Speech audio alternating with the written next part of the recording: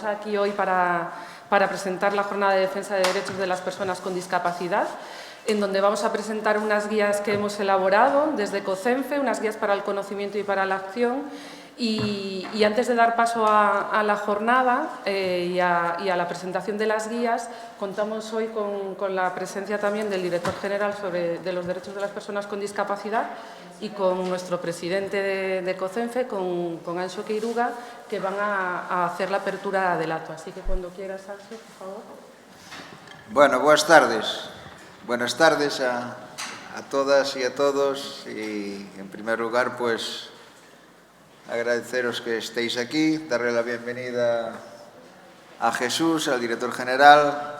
Como sabéis todas y todos, o la gran mayoría, Jesús es una persona de la casa, es una persona que viene del movimiento asociativo y ahora pues lleva ya pues una etapa como director general, así que por eso, bueno, pues también veis que todo el mundo le saludaba y todo el mundo charlaba con él porque, bueno, lleva un montón de años militando en el movimiento asociativo de las personas con discapacidad. Ahora le toca del otro lado, pero está bien en el otro lado también tener uno de los nuestros. Así que, Jesús, bienvenido a esta casa y gracias por acompañarnos en esta tarde en la inauguración de esta jornada.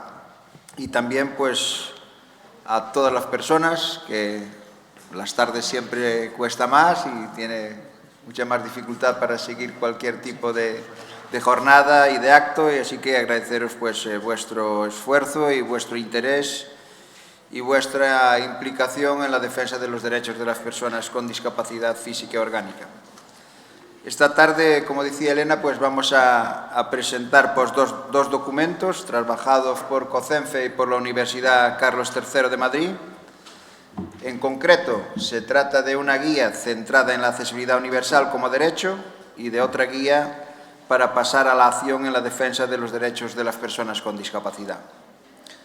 La accesibilidad es un elemento esencial en el discurso de COCENFE y de nuestro movimiento asociativo, ya que la discapacidad en muchas ocasiones es una situación que surge pues, precisamente por falta de accesibilidad. Llevamos, yo qué sé, toda la vida hablando de accesibilidad como si fuera algo que solo tiene impacto directo y afecta a las personas con discapacidad, ¿verdad? Y yo creo que aquí también es necesario hacer pedagogía mucho más amplia porque la sociedad se beneficia de la accesibilidad. La accesibilidad no va en contra de nadie, sino va en beneficio de hacer una sociedad mucho más justa, más inclusiva y, bueno, pues donde todo el mundo, todas las personas, independientemente de cuál sea su situación, puedan disfrutar de los espacios, de los servicios en igualdad de condiciones. La interacción con el entorno, pues cuando éste no es accesible, hace que hablemos también pues, de situaciones de discapacidad.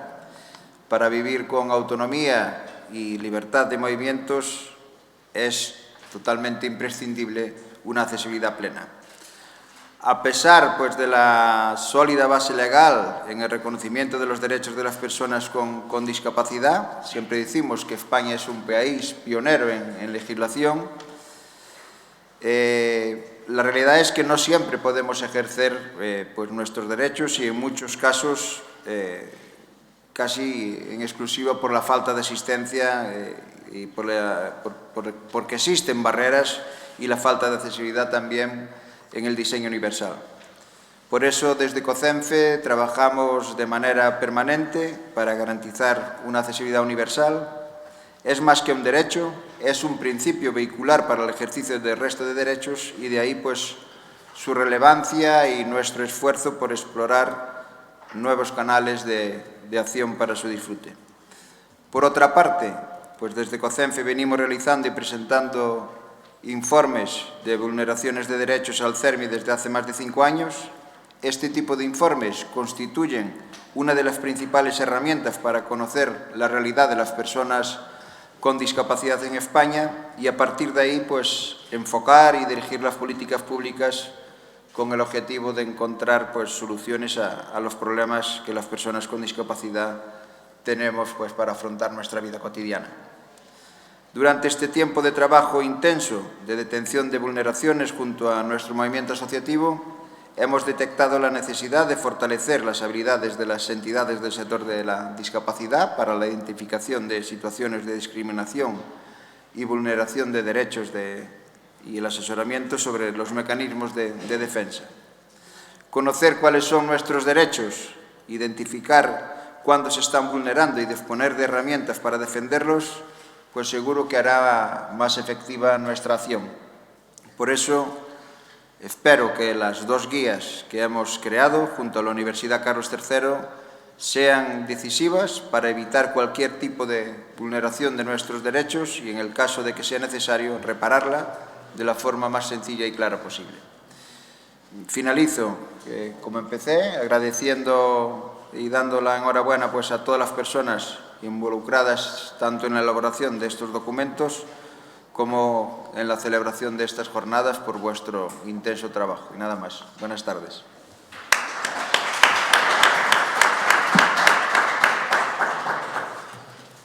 Pues Jesús, cuando quieras. Muchas gracias, Elena. Muchas gracias, Anso. Buenas tardes. Buenas tardes a todas. Y enhorabuena a COCENFE, querido Anso, presidente, por esta iniciativa que, como tú bien dices, se dirige a empoderarnos a las personas con discapacidad física y orgánica en la autodefensa de nuestros derechos. Estos son los proyectos que se materializan a través de la casilla 106 de la Declaración de la Renta, que un gesto tan sencillo como marcar una X se transforma, como te has dicho, Anso, en 2 herramientas poderosas para cambiar ese paisaje de discriminación en el que habitamos las personas con discapacidad. Debemos tomar conciencia de que encontrar barreras desde que nos levantamos hasta que nos acostamos es una anomalía, pero sobre todo es una discriminación, y en un Estado de Derecho como en el que vivimos, las discriminaciones se deben reparar desde la justicia. La accesibilidad, Rafa, te miro a ti porque tú fuiste el creador de esta idea, es el contenido esencial de un derecho. Yo, recogiendo tu idea, pongo siempre el símil de un pastel. Un pastel o una tarta necesita, ya no digo azúcar porque está muy denostada ahora el azúcar y demás, pero sí que necesita un edulcorante para que sea un pastel, porque si no será otra cosa. Pues con los derechos pasa igual. Si no tiene ese ingrediente o ese contenido al que se refiere el profesor de Asís, que es el de la accesibilidad, ese derecho para las personas con discapacidad se queda en precario o incluso se queda vacío. Pensemos en cualquier derecho, en la educación, el derecho a la salud, pensemos en el derecho al aborto, pensemos en el derecho a la salud sexual y reproductiva, el derecho al divorcio. Todas esas conquistas que ha realizado la sociedad española, si no tiene ese contenido, si no tiene ese ingrediente de la accesibilidad, nosotras no vamos a poder hacer ejercicio de ese derecho. Y desde el Ministerio de Derechos Sociales y Agenda 2030 queremos precisamente que nuestro bienestar y nuestra inclusión, el de las personas con discapacidad, y aquí hablo en primera persona, sean derechos, es decir, que se fijen en las leyes, porque coincidiréis conmigo que es la mejor fórmula de asegurar su efectividad, ya que le damos valor en la ley a las necesidades de la gente y, sobre todo, aseguramos que podamos ir a la justicia a buscar reparación en caso de incumplimiento. Asimismo, entendemos que cualquier política pública de discapacidad tiene que hablar de manera indisoluble de personas y de derechos. Por eso, este compromiso lo hemos, como pide el Movimiento Social de la Discapacidad, como lleva pidiendo muchos años el Movimiento CERME, lo hemos fijado al máximo nivel normativo, es decir, en la Constitución española, no solo para erradicar el término disminuidos de la Carta Magna, que es un término no solo superado en el tiempo, sino que es percibido por nosotras, por nuestras organizaciones y por nuestras familias como ofensivo, hiriente, y tenemos que consagrar constitucionalmente la expresión personas con discapacidad, que es en la que nos sentimos representadas. y además como corresponde a los compromisos internacionales que hemos asumido como Estado en materia de derechos humanos. Y esta reforma de la Constitución, a mi juicio, es la mejor fórmula o la mejor forma de significarse y de demostrar si se está o no con la discapacidad. Aquí no caben grises, no hay peros y no deben caber equidistancias porque solo tiene cabida el sentido de Estado y el sentido común. Y nos encontramos hoy aquí, Anso, Elena, tantas y tantas amigas de la tribu COCENFE, para seguir construyendo juntas la agenda de la inclusión de las personas con discapacidad, una agenda que debe solamente pivotar bajo el paradigma de los derechos humanos, que debe ser solvente, que debe ser robusta y que se debe constatar con hechos.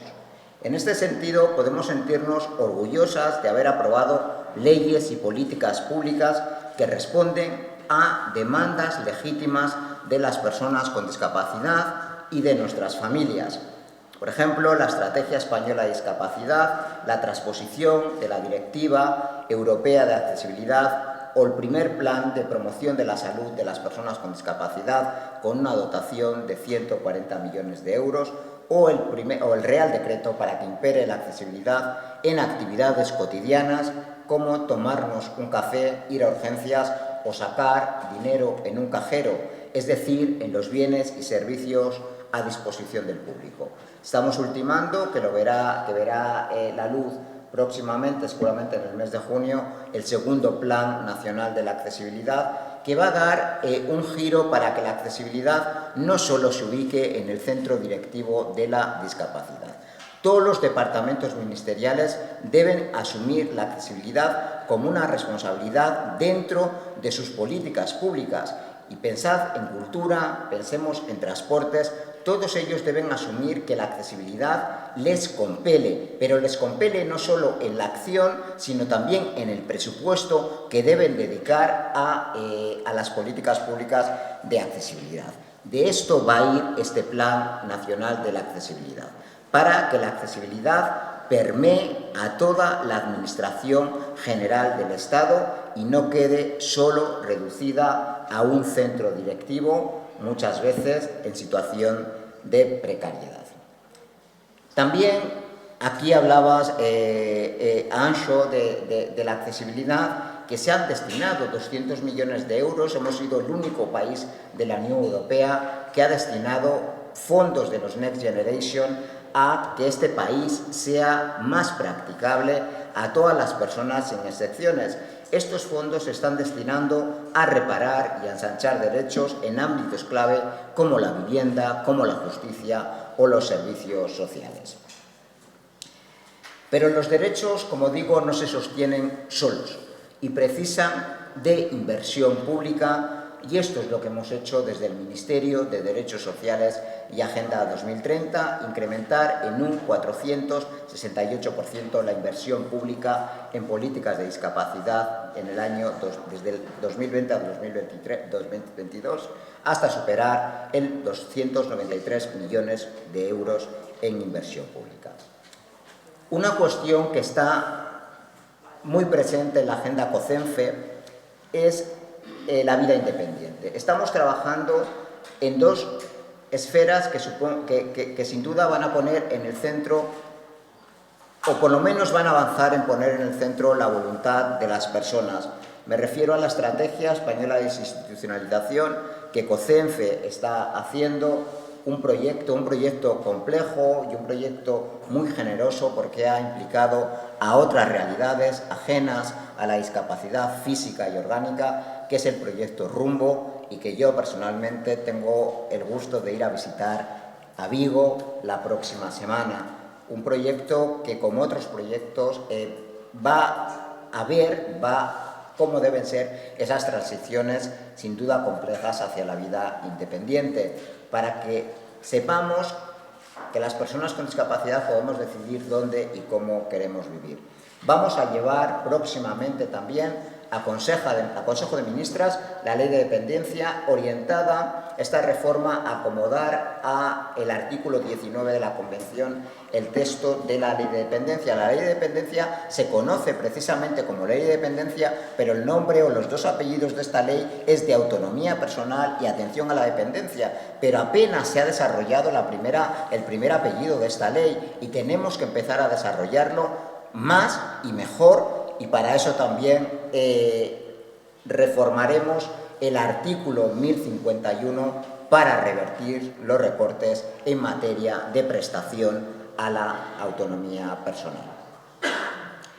Hemos también, y esto es una demanda también de todo el movimiento de la discapacidad, hemos reparado a través de una ley de empleo una situación que impedía a las personas con incapacidad laboral disfrutar de las medidas de acción positiva en materia de inclusión laboral. De esta manera, a día de hoy, estos miles de mujeres y hombres que habían quedado fuera del mercado laboral tendrán otra oportunidad para volver a tener un contrato, y atendemos a la discapacidad sobrevenida, que es discapacidad. Aunque es verdad que tenemos una situación administrativa en la que yo puedo o no estar de acuerdo, pero la Convención dice que una discapacidad sobrevenida, independientemente que tenga ese 33 o no por ciento, son personas con discapacidad que debemos proteger sus derechos laborales. Finalizo diciendo que también esta etapa, que voy a hacer 2 años en mayo, pues me comprometí a hacerlo, que cualquier política pública de discapacidad sería feminista o no sería, porque aquí todo lo que hacemos debe tener un impacto en la liberación de mujeres, madres y cuidadoras de culturas machistas y patriarcales. Hemos prohibido, y esto es un éxito de la sociedad civil, del gobierno y de toda la sociedad española, las esterilizaciones forzosas, para que nadie intervenga los cuerpos de las mujeres sin su consentimiento. Que tengan todos los apoyos, y eso lo hemos metido en la ley de interrupción voluntaria del embarazo, todos los apoyos para decidir sobre sus derechos sexuales y reproductivos. Pero sobre todo, yo creo que un Estado de Derecho debe pedir perdón. Y así lo hicimos, y pedimos perdón y reconocimos a las mujeres víctimas de esterilizaciones forzosas como víctimas de un sistema capacitista, de un sistema patriarcal, a las que se le quitaron la posibilidad de ser madres muchas veces sin tan siquiera preguntarles. Finalizo diciendo que la agenda de la discapacidad del Gobierno de España solo se puede construir desde el diálogo civil. Y todos estos avances, para mí avances, aunque es verdad que queda mucho por hacer, y a mí ese mantra de queda mucho por hacer en la discapacidad no me gusta, me duele, porque llevamos escuchándolo muchos años, no hubieran sido posibles sin el empuje del movimiento, del activismo beligerante, crítico, pero sobre todo constructivo del movimiento social de la discapacidad que encarna el CERMI. Hoy, gracias a COCENFE, tenemos 2 guías que nos van a ayudar a exigir nuestros derechos, a seguir conquistando espacios de la vida pública, pero sobre todo nos van a ayudar a decirle a España que las personas con discapacidad somos, estamos y contamos. Moitas gracias, y nada, eskerrik asko. Nada, simplemente darle las gracias a Jesús y a Anxo por este acto de apertura. También decirle, ha mencionado Jesús al CERMI, es verdad que esta jornada la organizamos COCENFE gracias a nuestros patrocinadores, que ha mencionado también Jesús, y aprovecho para recordar que estamos en época de declaración, así que todos a marcar la X solidaria, y estos son nuestros patrocinadores. Pero sí que queríamos decir que el CERMI ha hecho está haciendo una serie de acciones para conmemorar el Día Nacional de la Convención de los Derechos de las Personas con Discapacidad, y sí que este es un acto que también hemos colocado en la agenda del CERMI en conmemoración de la Convención, y es uno de los actos también que está dentro de esa agenda festiva para reivindicar la Convención y que se cumplan los derechos que en ella están recogidos. Ya sin más, eso, daros las gracias, os invitamos a que sigáis la jornada si podéis, y llamo aquí a la mesa a Rafael de Asís y a María Carmen Barranco, que van a ser las personas que nos presenten la guía de derechos de las personas con discapacidad, guía para la accesibilidad universal. Bueno, pues como decíamos, vamos a seguir con esta segunda parte, que es la presentación del estudio Derechos de las personas con discapacidad, guía para la accesibilidad universal. Como decía, contamos con Rafael de Asís y con María del Carmen Barranco. Aunque son personas muy conocidas, voy a leer simplemente un pequeño apunte biográfico para que conste en acta con quién contamos. Rafael de Asís es catedrático de Filosofía del Derecho de la Universidad Carlos III de Madrid e investigador del Instituto de Derechos Humanos Gregorio Peces Barba. Es uno de los referentes en el estudio de los derechos de las personas con discapacidad. También está María del Carmen Barranco, como decía, que es catedrática de Filosofía del Derecho en la Universidad Carlos III de Madrid y directora del Instituto de Derechos Humanos Gregorio Peces Barba. Hoy están aquí para presentarnos este estudio que hemos trabajado mano a mano en la elaboración. Después habrá una mesa al final en la que también participará una de las personas que inspiró y que impulsó que realizáramos todos estos estudios, y que es Paulo Fontán, y abriremos ahí pues también un debate, ¿no?, en torno a la defensa, ¿no?, de los derechos de las personas con discapacidad. Pero sí que es cierto que últimamente con la Carlos III estamos, que casi ya son compañeros de trabajo, ya se puede decir que son como unos compañeros más. Estamos participando en un montón de estudios y de trabajos. Bueno, aprovecho la ocasión para decir que es un placer contar con su apoyo y con su experiencia y con su conocimiento.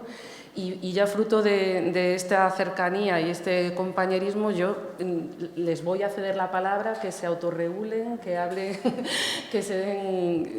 habléis como tengáis organizado, y yo me callo, que lo interesante aquí es escucharos a vosotros hoy.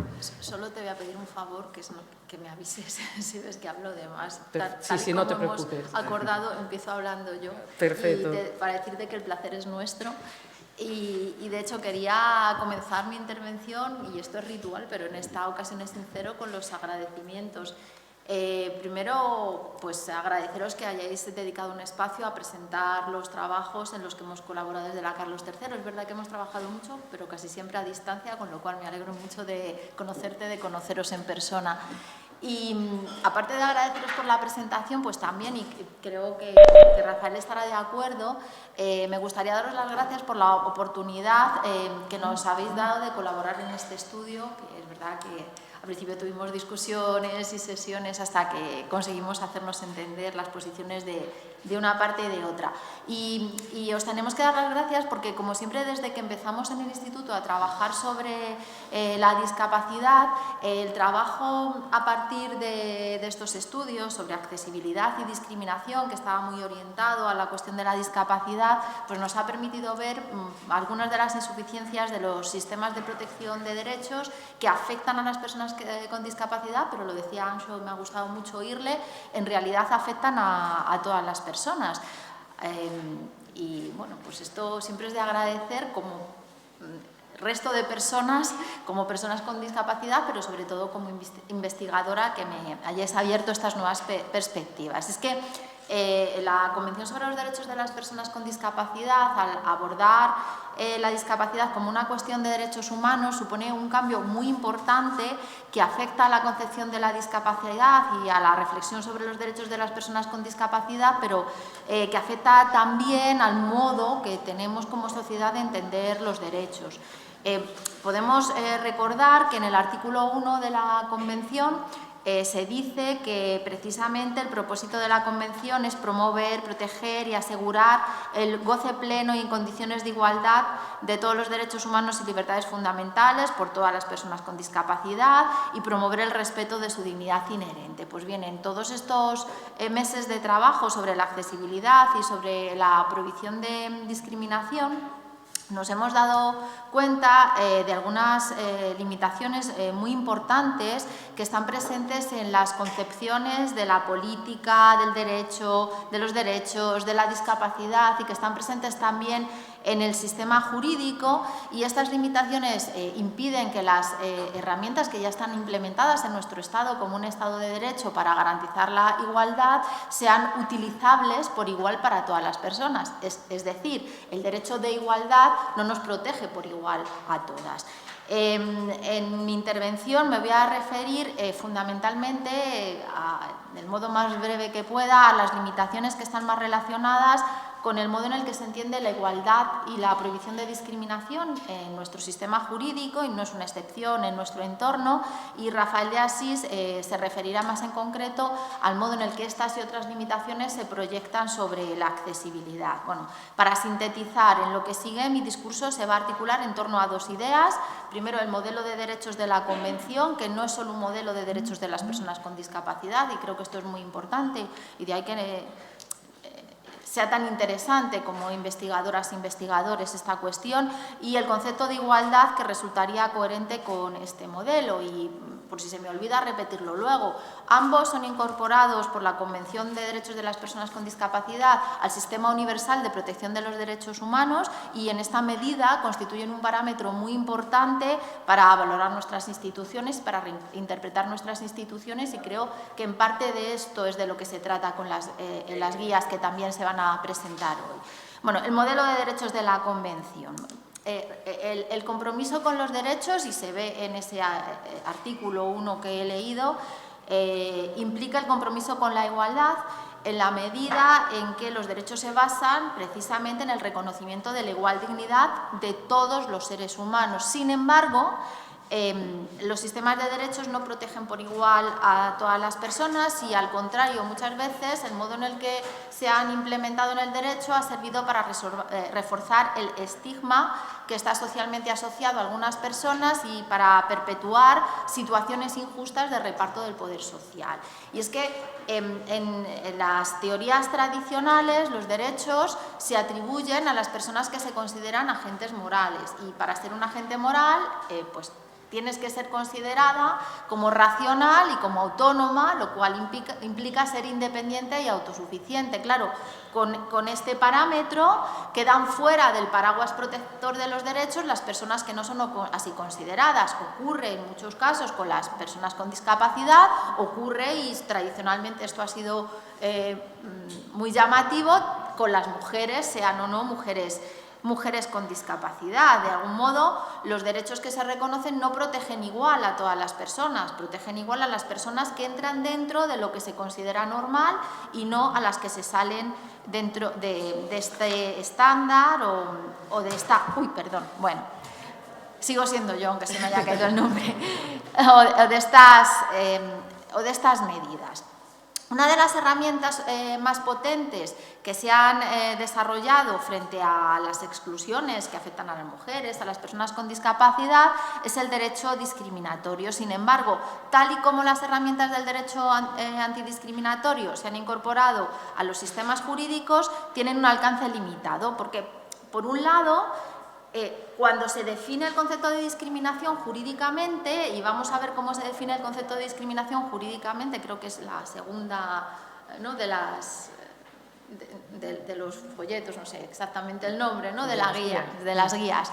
Cuando se define el concepto de discriminación jurídicamente, no se da cuenta de algunas situaciones de algunas situaciones de exclusión, de desigualdad.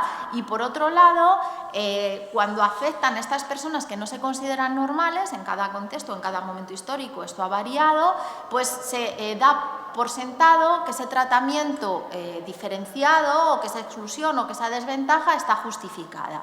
Y un ejemplo muy interesante lo encontramos en la falta de accesibilidad, que luego ya dirá Rafael de Asís, en sentido amplio, no cómo se define jurídicamente, sino lo que de modo intuitivo, sin saber derecho, cualquiera puede entender que es una falta, que es una situación de falta de accesibilidad. Pues podemos justificar como un tratamiento diferenciado una situación en la que un centro educativo, por ejemplo una universidad, se niega a matricular a una persona con discapacidad. Y esto claramente decimos, no, como tienes discapacidad no te matriculo, es una discriminación. Pero nos costaría mucho trabajo iniciar una acción, iniciar una reclamación frente a una situación en la que la falta de accesibilidad de un entorno, de los procesos educativos o de las metodologías, hiciera que una persona con discapacidad voluntariamente no se matriculase. No me matriculo si no voy a entender. O colocar en desventaja a esta persona con discapacidad en relación con el aprendizaje porque enfrenta barreras que no afectan al resto de sus compañeros. Bueno,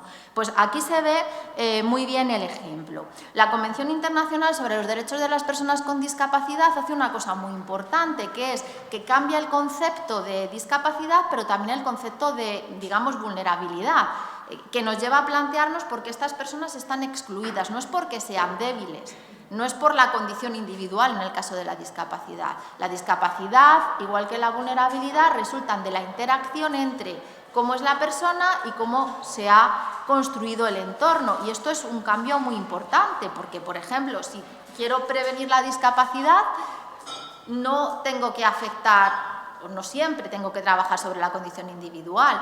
Una herramienta fundamental para prevenir la discapacidad es la accesibilidad, del mismo modo que es una herramienta fundamental para prevenir la discriminación. Es muy importante porque esta forma de ver la situación de la discapacidad nos permite entender que el modo en el que la sociedad está organizada implica una distribución desigual del poder y nos permite entender que la vulnerabilidad es el resultado en buena medida de esta distribución tan desigual del poder social. De algún modo, esta forma de entender la discapacidad y también la vulnerabilidad nos ilustra sobre el hecho de que la vulnerabilidad es una cuestión de derechos y las situaciones de desventaja en las que se encuentran las personas de lo que se solía llamar grupos vulnerables deben ser abordadas desde el derecho antidiscriminatorio. Sin embargo, el concepto de igualdad que inspira de forma predominante nuestros sistemas jurídicos y la configuración de la garantía antidiscriminatoria se aleja de estos objetivos. En estos parámetros, la idea de igualdad que debería incorporarse al derecho es lo que el Comité sobre los Derechos de las Personas con Discapacidad considera igualdad inclusiva. Más adelante, bueno, en un minuto, voy a decir lo que es. Y el concepto de discriminación que se considerase justiciable debería venir de la mano de esta idea de igualdad. Pero todavía hoy la igualdad, además de no proteger a todas las personas por igual, permanece anclada en la idea de igualdad formal y aunque hay otros elementos de igualdad presentes en nuestro sistema, la prohibición de discriminación solamente se puede hacer efectiva en relación con tratamientos desigualitarios desde el punto de vista de la igualdad formal.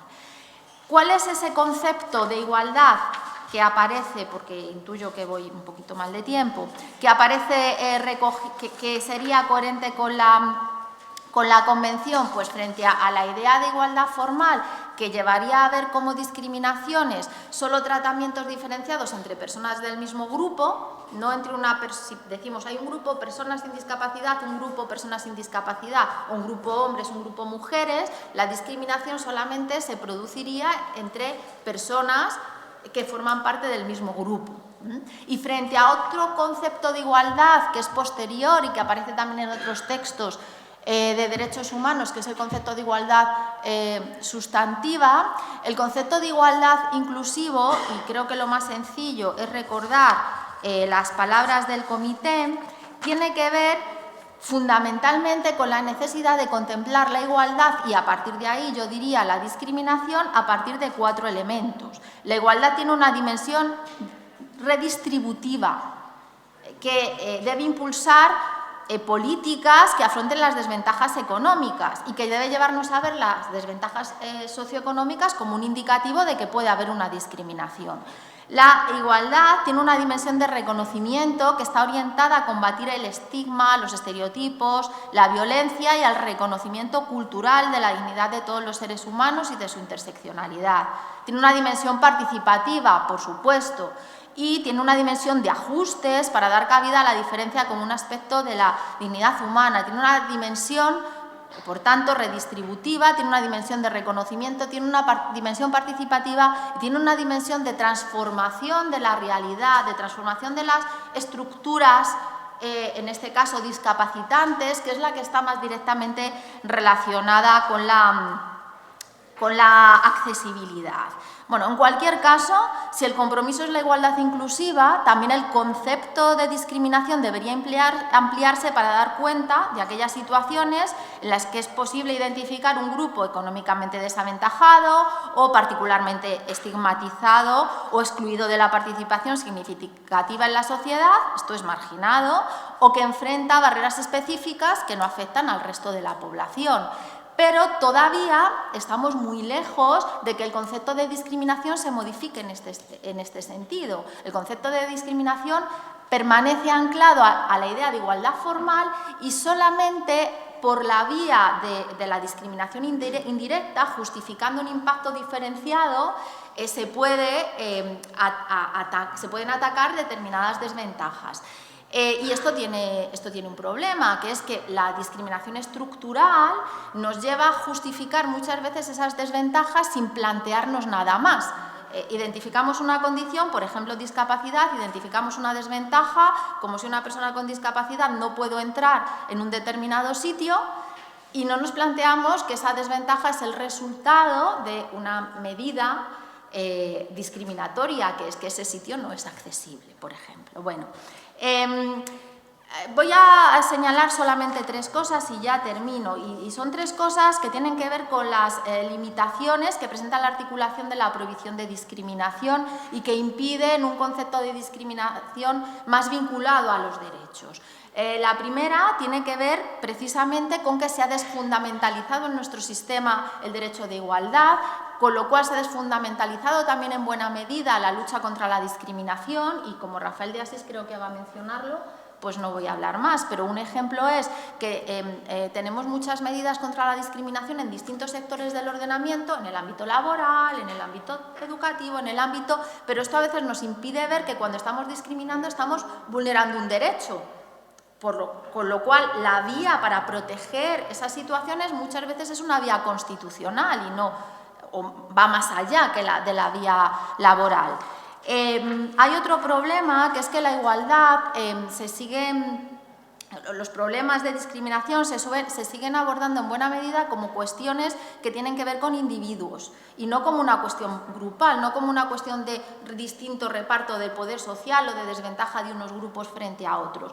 Y esto genera muchos problemas. Uno de ellos, no de importancia menor, es que las acciones procesales suelen tener carácter individual.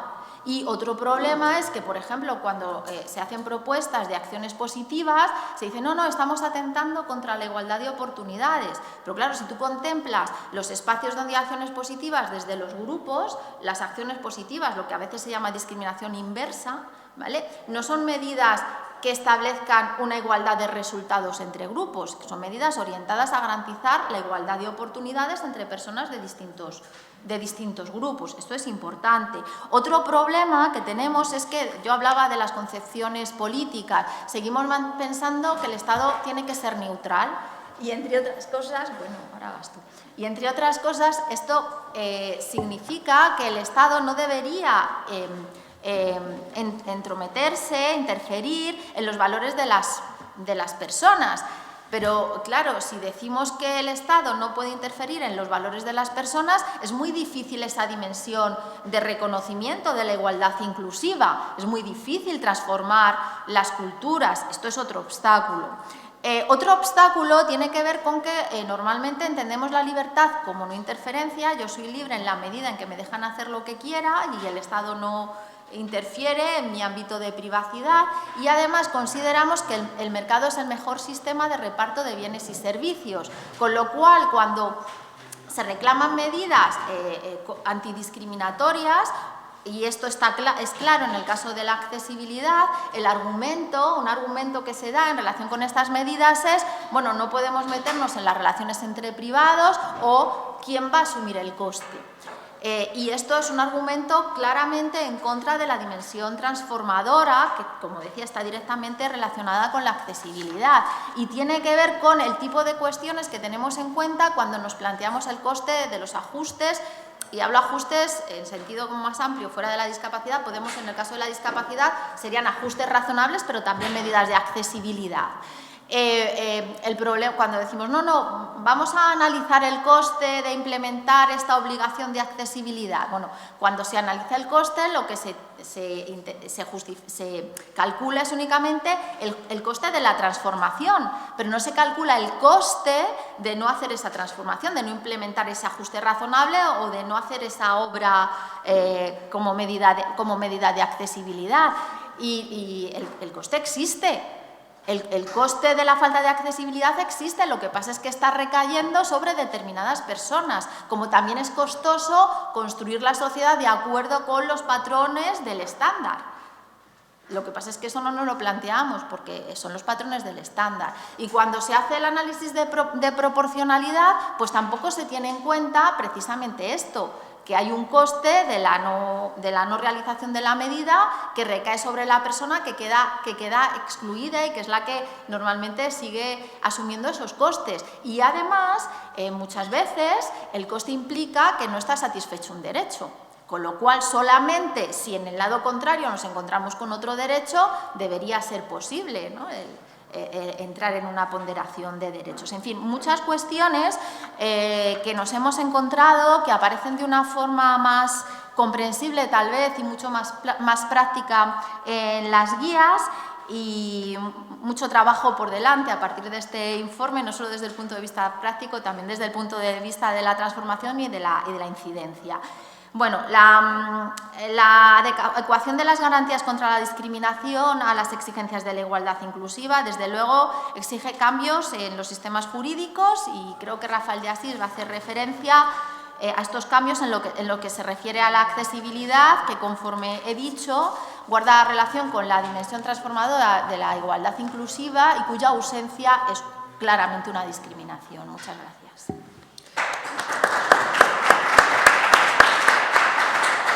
Gracias, y a pesar de que estamos sintiendo... Sí, te dije que me avisaras. Ha sido como una moto y te lo agradecemos, y bueno, vale la pena extenderse unos minutos cuando estamos hablando de derechos de las personas con discapacidad. Rafael, para no dilatar más. Bien, pues muchas gracias. Yo sí que quiero empezar mi intervención pues agradeciendo esta invitación y a presentar este trabajo que hemos hecho conjuntamente con COCENFE. Ya se ha dicho, pero yo también lo quiero repetir, pues con COCENFE y Universidad Carlos III, Instituto de Derechos Humanos Gregorio Peces Barba, pues llevamos, ¿no?, un tiempo ya trabajando conjuntamente, y para nosotros COCENFE pues es ya como forma parte de nuestra familia, por decirlo de alguna manera, investigadora y de interés, ¿no?, en relación con los derechos de las personas con discapacidad. Yo voy a intentar intentaré ajustarme al tiempo, o si Elena no me avisas tú, y voy a intentar conectar un poco el sentido, bueno, del estudio desde la reflexión general que ha hecho Mari Carmen Barranco con lo que luego va a ser la guía más práctica, ¿no?, que presentarán Irene Vicente y Patricia Cuenca. Cuando nos planteamos, ¿no?, la cuestión de la defensa de los derechos de las personas con discapacidad, es verdad que lo que tendemos o lo que más nos interesa, y esto es lógico, es conocer los mecanismos que directamente puedo utilizar o me sirven para defenderme de cuestiones discriminatorias o de violaciones de derechos. Pero es verdad que, y esto es muy importante conocerlo, y conocerlo en el ámbito, precisamente también en el ámbito de la discapacidad, porque en muchas ocasiones no se conocen, ¿no?, las herramientas que hay para proteger tus derechos, ¿no? Pero tenemos también que ser conscientes de que de alguna manera estas herramientas, ¿no?, pues aparecen en normas, ¿no? Y las normas tienen que ver a veces con otras normas, ¿no? Es decir, se basan en lo que dicen otras normas, porque así es el derecho, y además estas normas se basan en ideas, y su aplicación, su concreción, la manera en la que las puedo utilizar, el éxito también de cualquier iniciativa de defensa de los derechos va a depender, en muchos casos depende de cómo se entiendan esas normas, con qué ideas uno se enfrente a esas normas, o con qué ideas se enfrente la administración a esas normas, con la que igual estoy discutiendo, o, llegado el caso, la manera en la que el juez entiende esas normas, ¿no? Por eso, en estas guías pues hay una parte más quizá teórica de conocimiento y una parte más de aplicación, ¿no?, siendo las dos muy importantes. Es verdad que se ha dicho aquí, ¿no?, que desde el 2006 pues la discapacidad, decimos, bueno, es una cuestión de derechos humanos, pero también cuando desde arriba uno baja, ¿no?, a la realidad, pues se da cuenta de que a veces esto es como una fórmula. Se ha avanzado mucho, claro que sí, en la protección de los derechos de las personas con discapacidad, pero quizá las normas, lo decía la profesora Barranco, las normas que se han creado, esas normas que sirven de referente a las normas más directas, las que más nos llegan al día a día, las que tenemos que utilizar cuando se nos produce una situación de discriminación, igual esas normas no se han realizado o no se han elaborado desde el enfoque de derechos humanos.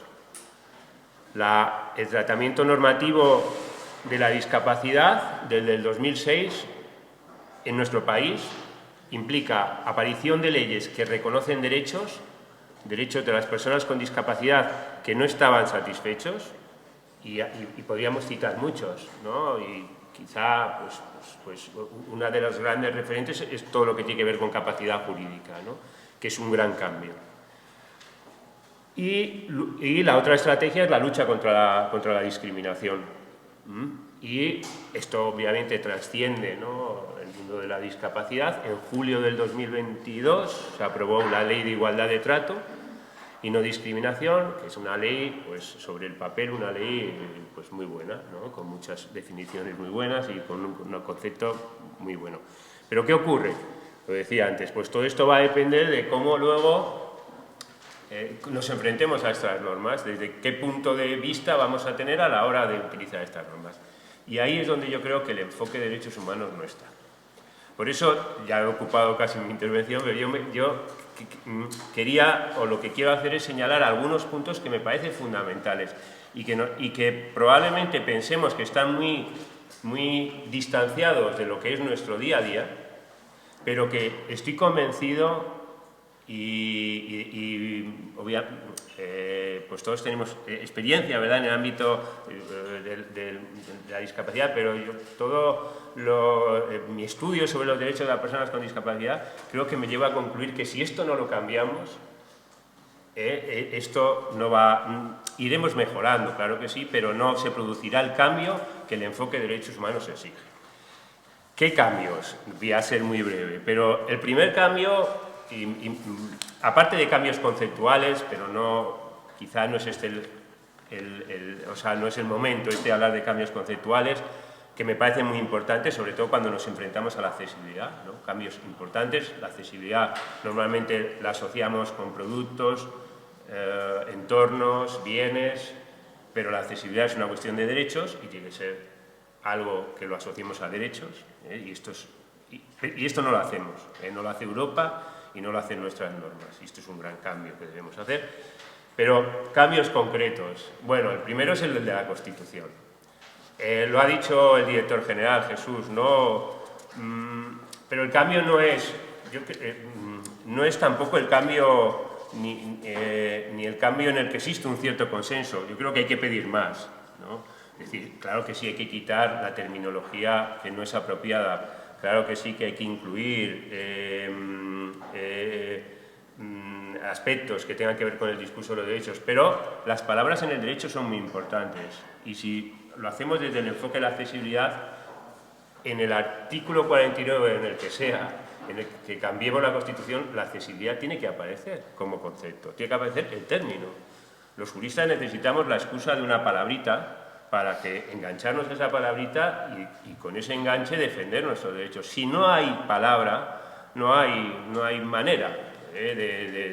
Y por eso yo en todos los textos que he visto, consensuados y no consensuados, la accesibilidad no estaba. Y si no aparece esto, pues mal. Pero no basta con esto. Es que el artículo 49 de la Constitución, que es el que se refiere a las personas con discapacidad, está en un sitio de la Constitución, no sé cuántos de aquí seréis juristas, por la buena cara que tenéis, debe ser la minoría, pero el artículo 49 de la Constitución está en un sitio de la Constitución que no es el sitio de los derechos, en sentido estricto.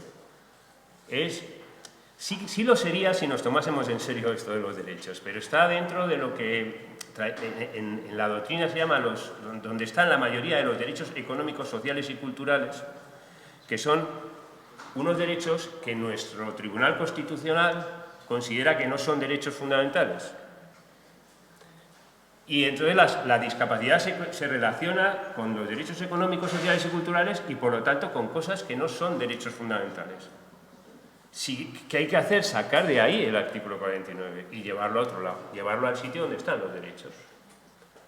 Hay un sitio en la Constitución, ¿no?, para llevarlo. ¿Qué más hay que hacer? Bueno, hay que tocar toda la estrategia de no discriminación, lo apuntaba la profesora Barranco, claro.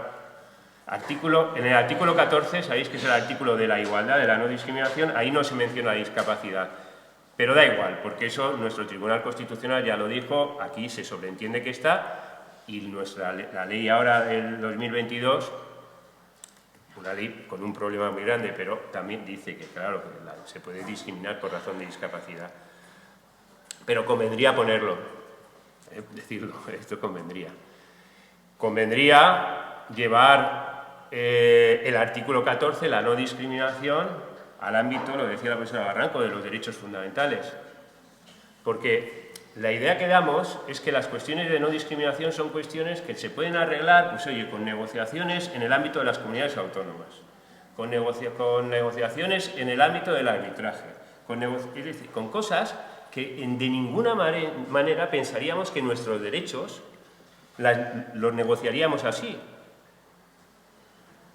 Hacemos una gran ley de igualdad y no discriminación, un tema como la no discriminación, y lo hacemos a través de una ley ordinaria.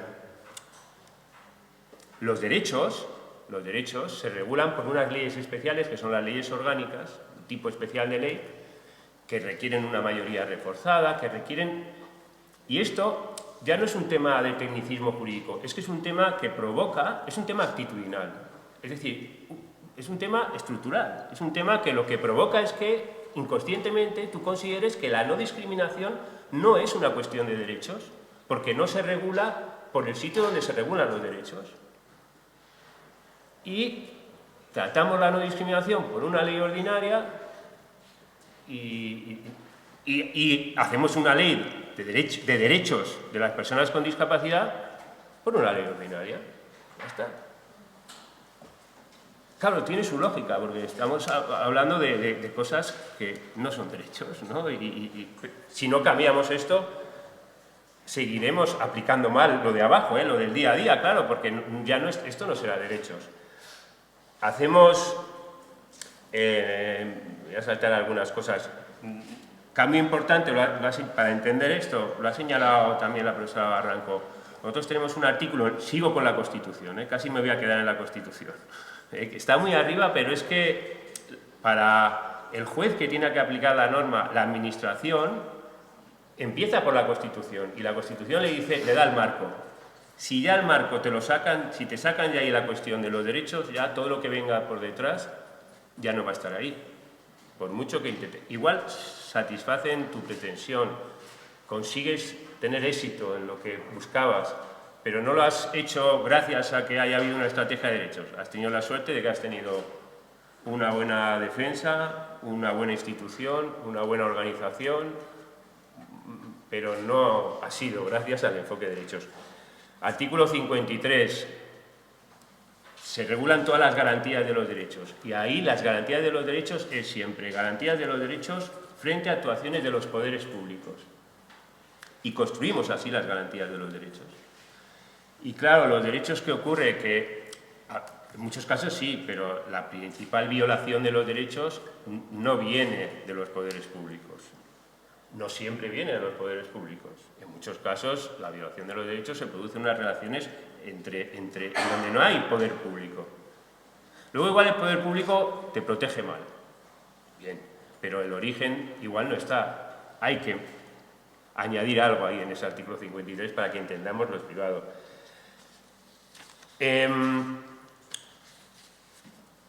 No sé cómo voy, ya 2 minutos. Vale.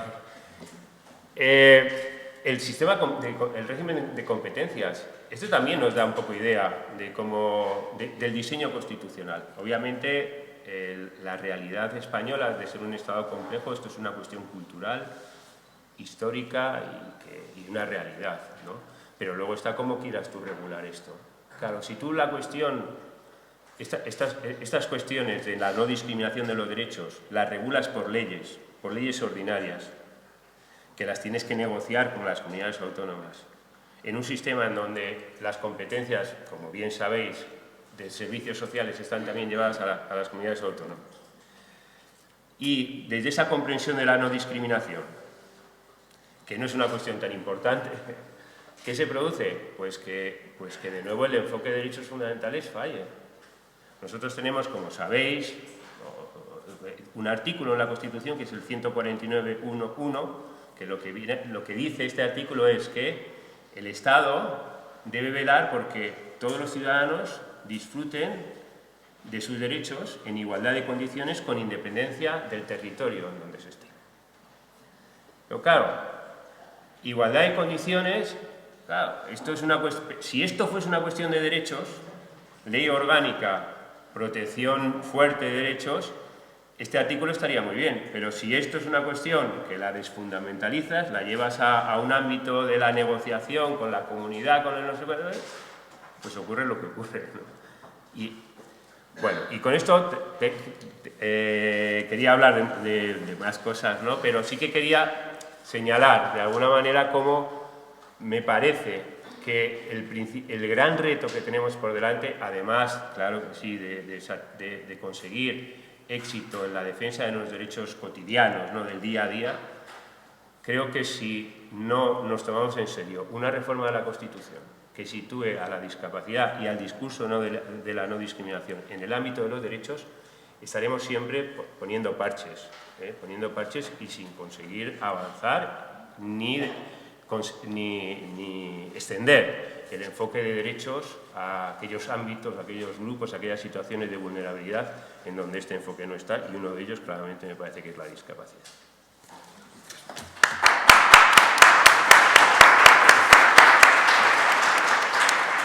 Muchísimas gracias. Me quedo súper preocupada con tu intervención, Rafael, porque si ya es dificultoso llegar a un consenso para cambiar el artículo de 49 con la mini propuesta que teníamos, con todos los deberes que nos has puesto, artículos de la Constitución, vamos, creo que nos quedan muchos años de lucha y, bueno, espero que con la siguiente mesa nos animen un poco y nos den unas pautas para la acción un pelín pelín más sencillas y que podamos obtener por lo menos pequeños resultados en el día a día, porque estoy sudando ya solo de pensar ir con el artículo 49, 14, 53, 140. Oye, me salta alguno. Me he quedado un poco preocupada con este tema, pero bueno. Ya te digo. Bueno, estaba puesto en el programa que hay un turno de preguntas, pero nos lo vamos a saltar porque después al final van a volver todos aquí a la mesa a intervenir, y entonces dejamos para ese punto final las preguntas de las dos mesas. Y invito ahora a que nos acompañen a Patricia y a Irene. Esta es la mesa de la presentación de la Guía de Defensa de los Derechos de las Personas con Discapacidad. Es la guía para la acción, y en la mesa contamos con Patricia, que es profesora titular de Filosofía del Derecho de la Universidad Carlos III de Madrid e investigadora del Instituto de Derechos Humanos Gregorio Peces Barba. Y también aquí, llegando sobre la bocina, Irene Vicente Echevarría, que es la directora de la Clínica Jurídica en Derechos Humanos Javier Romanach del Instituto Gregorio Peces Barbas. Entonces, ellas tienen una presentación y como en el caso anterior, pues se van autorregulando para las intervenciones. Como en el anterior caso, os pido que seáis muy concretas, ¿vale? Porque vamos fatal de tiempo y el tema es súper interesante, así que seguro que vamos a concretar. Yo tenía, para ir hacer caso a Elena, ¿no? y rápidamente me sumo a los agradecimientos a COCENFE que ya han expresado Mari Carmen y Rafael de Asís por la oportunidad que nos da de presentar las guías, también por todo el trabajo que llevamos realizando, ¿no? Este año, que es verdad que hemos trabajado mucho juntos y juntas, ¿no? La guía que nosotros somos muy teóricas, pero la guía que hoy nos ha tocado presentar, ¿no? Pues es una guía que está muy orientada a la acción, ¿no? Y muy práctica, y en ese sentido pues quizá no necesita tanta explicación, ¿no? Como la guía anterior, porque creemos que lo que hay que hacer con esta guía es cogerla y usarla, ¿no? Y está muy orientada a manejarlos con lo que hay. Coincidimos totalmente, porque también hemos trabajado en el otro proyecto, ¿no? En todas esas falencias, ¿no? Que se han destacado antes en el sistema de igualdad y no discriminación, en la protección de los derechos de las personas con discapacidad, empezando por la Constitución para abajo. Pero bueno, esta guía lo que pretende es que podamos defender los derechos de las personas con discapacidad siendo conscientes de los problemas que hay, pues con lo que tenemos, ¿no? Como dar una serie de orientaciones para utilizar esos mecanismos. Bueno, me gustaría hablar un poquito, ¿no? del origen de la guía. Pues esta guía surge también, ¿no? Un poco al hilo del proyecto anterior, ¿no? Como una iniciativa de COCENFE que se acerca al instituto, pues esta vez un poco para expresarnos una serie de preocupaciones que al final tienen que ver con cómo fortalecer la capacidad de las organizaciones del sector para defender los derechos, ¿no? Y entonces aquí nos hablan un poco de una serie de cuestiones que les preocupan especialmente, ¿no? Por un lado, hablamos en ese primer contacto, ¿no? Que fue con Mónica, ¿no?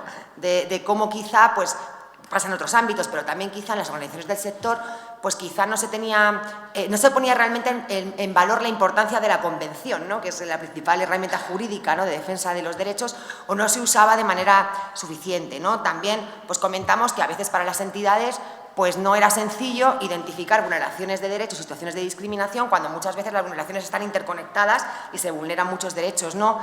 A la vez, ¿no?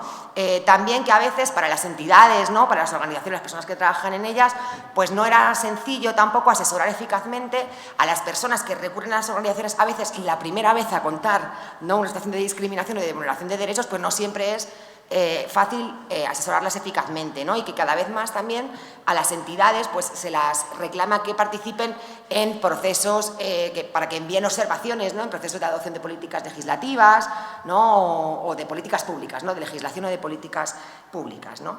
Entonces, claro, pensamos, bueno, ¿qué podemos hacer, ¿no? Claro, como somos la universidad, pues lo primero que se nos ocurría es podemos dar formación, ¿no? Podemos hacer unos cursos de formación, ¿no? Sobre estos aspectos con las entidades, ¿no? Para ver cómo podemos ahí fortalecer estos ámbitos, ¿no? Pero enseguida también se nos ocurrió que a lo mejor tenía sentido otra vez sacar unos documentos, ¿no? Como en el anterior proyecto, ¿no? Una guía, ¿no? Orientada a la acción esta vez, a la práctica, ¿no? Dónde poner la información básica en relación con esos aspectos que estoy mencionando, ¿no? Y por eso, pues, la guía que estamos presentando, ¿no?, en esta segunda mesa, ¿no? En esta guía, bueno, pues los objetivos, de acuerdo con las preocupaciones que señalaba anteriormente, serían los siguientes, ¿no? Pues que las entidades, ¿no?, las organizaciones del sector, en este caso sobre todo estamos pensando en COCENFE, que es con quien estábamos trabajando, pero más allá, ¿no?, pues que conozcan la convención, que tomen conciencia de lo importante que es y que podamos saber cómo usarla, ¿no? Que se puedan reforzar las capacidades de las entidades de las personas que trabajan en ellas para poder identificar discriminaciones y situaciones de vulneración de derechos y para darles visibilidad, ¿no? Conseguir que se lleven a los informes de CERMI o a los informes sombra que se hacen al comité o que COCENFE quizá pues haga, ¿no?, un informe cada vez mejor de vulneraciones propio, ¿no?, en ese tipo de actividades, ¿no? También, ¿no?, que se puedan fortalecer las capacidades para dar a las personas un primer asesoramiento cuando se vulneran los derechos, ¿no?, como ha dicho Jesús, con la idea de empoderar, ¿no?, a las personas con discapacidad, y también para mejorar las actuaciones de incidencia política, ¿no? La elaboración de la guía me gustaría señalar que fue un proceso súper participativo, ¿no?, en el que combinamos al final la formación con la elaboración de la guía.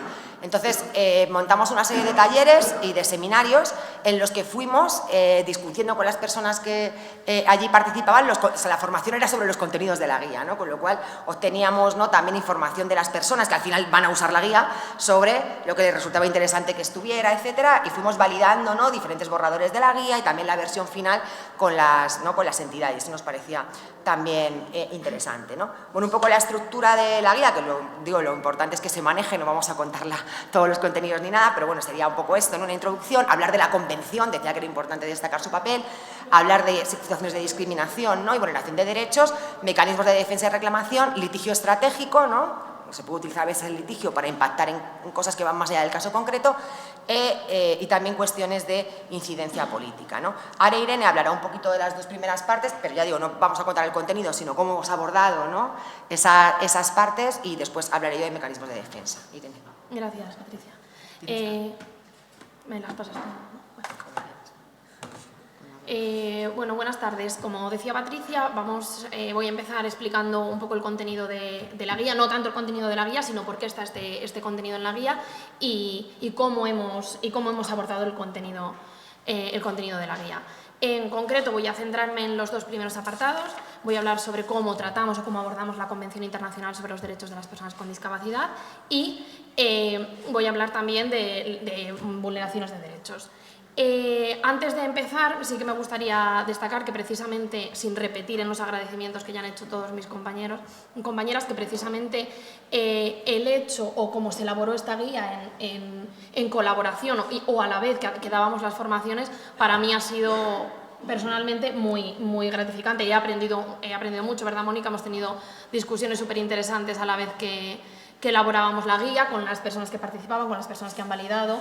Entonces, bueno, para mí ha sido un proceso muy enriquecedor a nivel personal también. Os decía, con respecto al contenido de la guía, teníamos un primer apartado dedicado a la Convención Internacional que venía a garantizar que los primeros objetivos que nos marcábamos en la guía pudieran ser alcanzados. Es decir, que las personas que vayan a manejar la guía, las personas que vayan a encontrarse frente a vulneraciones de derechos, conozcan la Convención, tomen conciencia de la importancia de la Convención, es decir, que sepan manejar la Convención.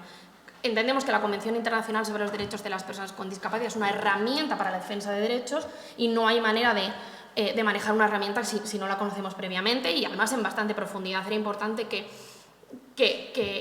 el aprendizaje de la Convención fuese lo suficientemente profundo para reforzar así el papel que los profesionales tenían y además también para garantizar que el primer contacto, que el primer asesoramiento, puede que no fuera el primero, pero sí un primer asesoramiento más profesional que recibían las personas que habían visto vulnerados sus derechos o que creían que habían visto vulnerados sus derechos. Eso es una cosa que, bueno, la percepción subjetiva de la vulnerabilidad, que nos ha importado bastante también en la elaboración de la guía y en concreto en una de las fichas que voy a presentar, se ve también.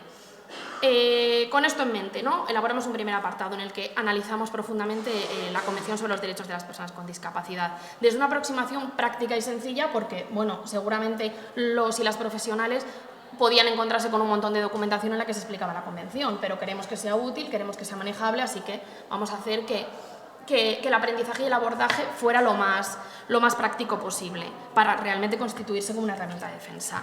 En este apartado se ve qué es una convención, el porqué de una convención específica sobre discapacidad, nos parecía bastante importante destacar esto también, qué elementos centrales están dentro o están presentes en el cambio de paradigma que supone la Convención Internacional sobre los Derechos de las Personas con Discapacidad, que además en el caso de las organizaciones de defensa de las personas con discapacidad es sumamente importante porque el cambio de paradigma introduce o modifica también el papel y lo que esperamos de las organizaciones de defensa de los derechos de las personas con discapacidad.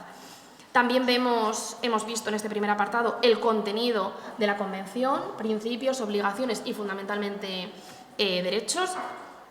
Y abordamos el valor y el significado jurídico que la Convención tiene. Decía que detrás del cambio de paradigma que la Convención introduce está la modificación del papel que hasta ahora tenían reservado las organizaciones de personas con discapacidad. Las organizaciones de personas con discapacidad, a raíz o en línea o en sintonía con la Convención, no solo a raíz, sino bueno, en esta misma línea, más bien, tienen ahora ya un papel muy importante en la garantía de igualdad de los derechos de las personas con discapacidad, especialmente a la hora de hacer cumplir, de supervisar y de defender la aplicación de la Convención, muy conectado con el papel que tiene el mecanismo independiente de la sociedad civil, CERMI en concreto. Desde esta óptica o desde este enfoque de derechos y del modelo social, entendemos que las organizaciones en defensa de las personas con discapacidad pasan a tener un papel a la hora de erradicar la discriminación y asegurar el disfrute y la efectividad de los derechos que recoge la Convención, siempre o además con la participación de las propias personas con discapacidad, de las propias personas implicadas. Y esto es algo que hemos tenido presente en la guía, que hemos tenido presente en la elaboración de los anexos, de las fichas también. Empoderar también a las propias personas con discapacidad para que sean capaces de ser agentes contra las vulneraciones de derechos, para que sean capaces de estar atentas a las posibles vulneraciones de derechos en las que se encuentran en su día a día. Vale. Este cambio de rol de las organizaciones está recogido en la Convención. No voy a leerlo porque no tiene sentido, pero bueno, el artículo 4.3 de la Convención y el artículo 33.3 recogen este nuevo papel que se tiene reservado a las organizaciones. La Convención, entonces, para la guía, para COCENFE y para todas las organizaciones del ámbito de la discapacidad debe ser aprovechada como una especie de hoja de ruta, ¿no? Como una guía, como una herramienta, como os decía al principio, que sin un manejo fácil y práctico y constante no va a ser capaz de cumplir su función. Además, la idea de que la Convención también es un entramado normativo interconectado e interdependiente está también presente en esta guía. La Convención hace evidente la interdependencia y la indivisibilidad de todos los derechos, pero también en los términos en los que nos interesaba o que interesa a la guía nos ayuda a ver cómo en muchas situaciones de vulnerabilidad hay varios derechos implicados. Decía Patricia al inicio que una de las cuestiones que hablábamos con Mónica era precisamente esta, ¿no? Que a los profesionales les costaba identificar vulneraciones de derechos, les costaba identificar relaciones o interconexiones entre derechos vulnerados y hemos reforzado mucho la idea de que no hay nunca un solo derecho vulnerado. Esto conecta muy bien con el apartado tercero de la guía, en la que hablamos de situaciones de discriminación y vulneraciones de derechos, en el que damos a lo largo de este capítulo tercero algunas pautas orientadas a la identificación de situaciones de discriminación y vulneración de derechos, tomando como referencia la Convención y también normativa nacional, explicamos el concepto de discriminación, abordamos diferentes tipos de discriminación, la guía ofrece ejemplos prácticos que facilitan la mejor comprensión e identificación de estas discriminaciones. Al hilo de la explicación teórica se van incluyendo ejemplos constantemente, porque nos dábamos cuenta, Mari Carmen también ha mencionado esto, a veces sí nos resulta muy fácil atender o entender cuando estamos frente a una discriminación directa, pero no tanto una discriminación indirecta. No nos resulta tan fácil, ni siquiera en el plano más teórico, distinguir entre una discriminación múltiple e interseccional, por ejemplo. Entonces, bueno, a costa de machacar y de ejemplificar muchísimo cada uno de estos elementos teóricos, hemos conseguido, nos hemos aproximado a ser capaces, ¿no?, de distinguirlos. Vemos también la interconexión de derechos, decía, y por tanto, y de vulneraciones veíamos que no era fácil. Por eso, de nuevo, en el apartado en el que incluimos unas explicaciones teóricas acerca de estas interconexiones, hablamos en concreto sobre igualdad y no discriminación y sobre accesibilidad. Vamos incluyendo también de nuevo ejemplos en los que vemos que la igualdad y no discriminación y la accesibilidad, ya sea como principio, ya sea como derecho o ya sea como núcleo de los derechos, están siempre presentes cuando hay una vulneración de cualquiera de estos otros derechos más específicos, por así decir. Y para ayudar en esta labor, para ayudar en la labor de las y los profesionales a la hora de identificar discriminaciones y vulneraciones de derechos, elaboramos en el anexo 1 de la guía se encuentra esta ficha. Una ficha pensada para identificar y documentar vulneraciones de derechos, para que sea más fácil y que esta identificación estuviera mínimamente protocolizada. Esto no significaba protocolizar, esto no significa que hayamos creado así una ficha, algo muy rígido, muy técnico o que no deje lugar a la interpretación o la parte subjetiva. Todo lo contrario, la ficha permite espacios abiertos, en concreto el apartado 1 y el apartado 6, ahora sí quiero volver para atrás, no, da igual, en los que podemos hacer estas reflexiones más subjetivas. Complementar la ficha no obliga a iniciar unos determinados procesos, a realizar determinadas acciones, ¿vale? No es un cauce no tiene por qué iniciar un cauce de denuncia, sino que, bueno, en un primer momento está pensado simplemente para recoger y ser capaces de documentar de una forma sistematizada la información que parecía que era interesante. Esta ficha también, en el apartado 2.3, recoge información sobre las situaciones particulares de las personas que ven o que consideran que han sido vulnerados sus derechos, tales como la edad, el sexo, la orientación sexual o el origen, con el fin de poder determinar si ha habido una discriminación interseccional o una discriminación múltiple. Con el fin de comprender también si ha habido o no discriminación, porque esto, para ver qué derechos han sido vulnerados, primero tenemos que asegurarnos o tratar de entender si ha habido o no discriminación. Bueno, pues también hay un apartado, que es el 2, en el que se recogen los 3 elementos mínimos que tiene que contenerse para que hablemos de discriminación, que son contados en la guía de forma teórica y mucho más extendida y que en la ficha simplemente quedan mencionados. El apartado 5 de la ficha incluye un listado de derechos, precisamente con la idea de que fuera más fácil tener delante los derechos y que fuera más fácil identificar todos, que no se nos perdieran en el camino algunos de los derechos que podrían estar vulnerados en la situación concreta. Y es que, bueno, como pone de manifiesto la guía, la vulneración de derecho a la igualdad y a la no discriminación se proyecta casi siempre en el reconocimiento en el reconocimiento, ejercicio o garantía de cualquiera de los derechos que vayamos a ver vulnerados, igual que el derecho a la accesibilidad. La guía continúa incluyendo información acerca de mecanismos de defensa y reclamación, incidencia política, que contará mi compañera. Nada, resumo súper rápido, que sé que estamos muy preocupadas con el tiempo.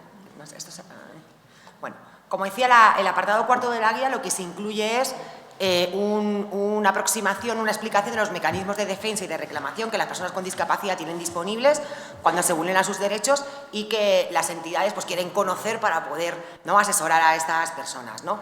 La información que incluimos en la guía obviamente no pretende que el asesoramiento sea un asesoramiento jurídico, porque ya sabemos que muchas veces las personas, ya lo he dicho antes Rafael y Asís, pues muchas veces no son juristas, las personas que están trabajando, ¿no?, en las organizaciones en contacto directo, ¿no?, con las personas.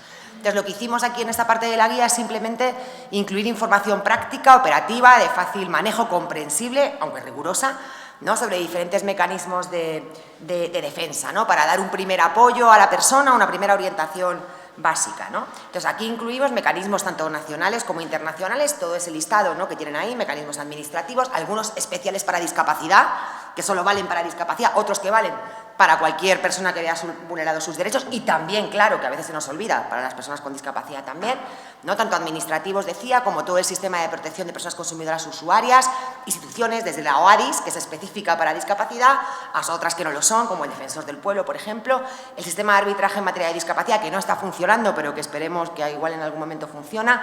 Hemos prestado mucha atención a la garantía judicial porque muchas veces no se usa, ¿no?, por esa idea de que no estamos hablando de derechos y menos aún se usan los mecanismos judiciales más fuertes, ¿no?, el recurso de amparo, ¿no?, ese tipo de cosas, pero los podemos utilizar y entonces también están ahí esa información. Como la justicia tiene un coste y exige asistencia letrada, pues también en la guía se habla de beneficio de la justicia gratuita, ¿no?, y de orientación jurídica a personas con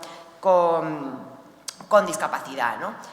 También aparecen, ¿no?, mecanismos internacionales, el Tribunal Europeo, el Comité Europeo de Derechos Sociales, ¿no?, con la Carta Social Europea y el Comité de Discapacidad, ¿no?, que ahí también podemos plantear reclamaciones, ¿no?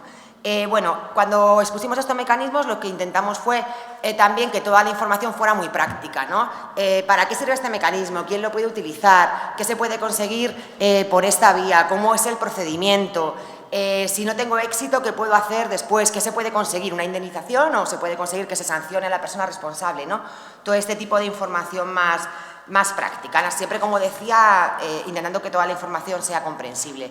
Además, para hacer más práctica la guía, hemos incluido unos anexos donde hay formularios online, ¿no?, sobre modelos de reclamaciones que se pinchan directamente, ¿no?, y ahí las personas lo pueden utilizar para rellenarlo, ¿no? Y finalmente, y termino, hemos incluido también una parte, ¿no?, sobre incidencia política, unas orientaciones básicas de cómo, cuando nos piden que hagamos observaciones sobre una ley, una política pública, pues la mejor manera en la que la podemos presentar y fundamentar, y también cuestiones de litigio estratégico, ¿no? A veces podemos utilizar un caso concreto donde se ha vulnerado un derecho, ¿no?, para tener impacto en más casos, porque es que hay muchos casos parecidos, ¿no?, y elegimos uno y lo llevamos hasta el final, ¿no?, como una estrategia, ¿no?, para lograr un cambio que va un poquito más allá, ¿no?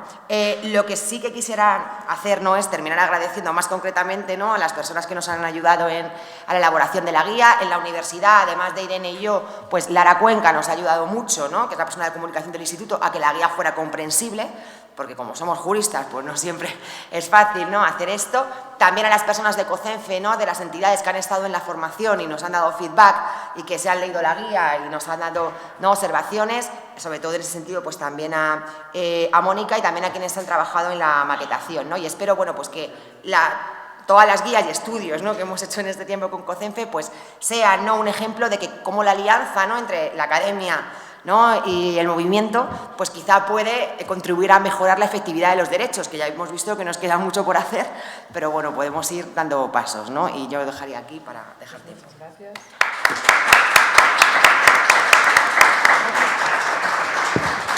Vale, pues muchísimas gracias y nada, yo creo que me olvidé de comentar al principio que tenéis todos los informes y demás que os han dado en la bolsita que os han dado las compañeras al entrar. Así que ahí ya las tenéis, pero bueno, también las colgaremos en la página de COCENFE y demás. Y ya sin más, y para ya ir, como vamos así a un ritmo súper estupendo, invito de nuevo a Rafael y a Mari Carmen a que suban aquí al escenario que no está, a la mesa. Y también vamos a conectar con nuestro compañero, con Paulo, bueno, que creo que estamos teniendo algún problema de conexión, esperamos poder conectar con él. Os pediría a todas las personas que estáis ahí y que seguro que tenéis alguna pregunta, pues que este va a ser vuestro momento, porque efectivamente de lo que se trata es de establecer un pequeño diálogo con las personas que han participado en la elaboración de la guía. Paulo Fontán es compañero del movimiento asociativo de COCENFE, está en COGAMI, en COCENFE Galicia, pero hoy está aquí porque es nuestro coordinador del grupo de trabajo de autonomía personal y vida independiente, y él es un poco la persona que nos instó a COCENFE, que es de estas personas que están preocupadas e implicadas por la falta de cumplimiento de derechos, y fue muy insistente a través del liderazgo del grupo de trabajo nuestro en hacer algo ante los incumplimientos sistemáticos que se dan en materia de accesibilidad, y nos decía, oye, tenemos que organizar algo que pueda revertir esta situación. Y de ahí fue pues por el motivo porque contactamos con Rafael y con la universidad. Y teniendo en cuenta que, bueno, que es la última persona a incorporarse, pues ya le voy a lanzar la primera pregunta a él, si nos parece mal, que yo, y como líder del movimiento asociativo, me gustaría saber por qué, ¿no? ¿Por qué, Paulo, nos instaste a hacer este trabajo? ¿De dónde surge la propuesta? ¿Qué es lo que te mueve a ti o lo que te remueve a hacernos este planteamiento? Bueno, buenas tardes a todas y todos. Nada, yo, pues bueno, básicamente a través de mi experiencia, pues, dirigente del movimiento asociativo, presidiendo pues una pequeña entidad y colaborando en directivas provinciales y autonómicas, pues bueno, he ido siendo consciente de la dificultad, sobre todo de entidades pequeñas, porque tenían tanto de poder contar con personal propio, profesional, que pudiera colaborar en este tipo de reclamaciones, ¿no? O de demandas, y por otro lado también una falta de argumentos, quizá de argumentos jurídicos suficientes como para poder respaldar esas demandas, ¿no? Eso por un lado, y luego por otro lado también me daba la impresión, bueno, yo lo he trasladado, pero con otras compañeras y compañeros lo hemos discutido largamente en los últimos años, de que quizá la propia normativa española, y lo han comentado los compañeros, ¿no? de la universidad, pues quizá la propia normativa española adolecía un poco de ir más allá, y consideraba que quizá podía haber alguna normativa de las que existen ahora mismo, sea reales decretos o propias leyes, que pueden resultar incluso discriminatorias, entendiendo un poco la accesibilidad pues desde la perspectiva de derechos humanos, que lo han comentado ahora ellos. A partir de ahí, pues bueno, como dices tú, Elena, he intentado insistir un poquillo a Elena y a Anxo, pues también abusando un poco de la confianza que tengo con ellos, pues para intentar conseguir que se elaborara este informe. Gracias, Pablo. Efectivamente, nos instó insistentemente, pero realmente creíamos que era algo necesario, y ahí, bueno, pues también lo comentaba Mari Carmen al principio de su intervención, en este primer trabajo, que incluso suscitaba discusión y planteamientos encontrados, y esta vez sí que me gustaría preguntaros a vosotros, en todo este trabajo que llevamos realizado y que, bueno, que convergimos y consensuamos y encontramos la fórmula, ¿no? para elaborar los informes y de esta forma poder ayudarnos. Sí que me gustaría que incidiréis en qué retos creéis que tenemos las organizaciones, qué es lo que podemos hacer las organizaciones, cuál es nuestro papel en la defensa de los derechos de las personas con discapacidad. Hablabais antes del cambio constitucional.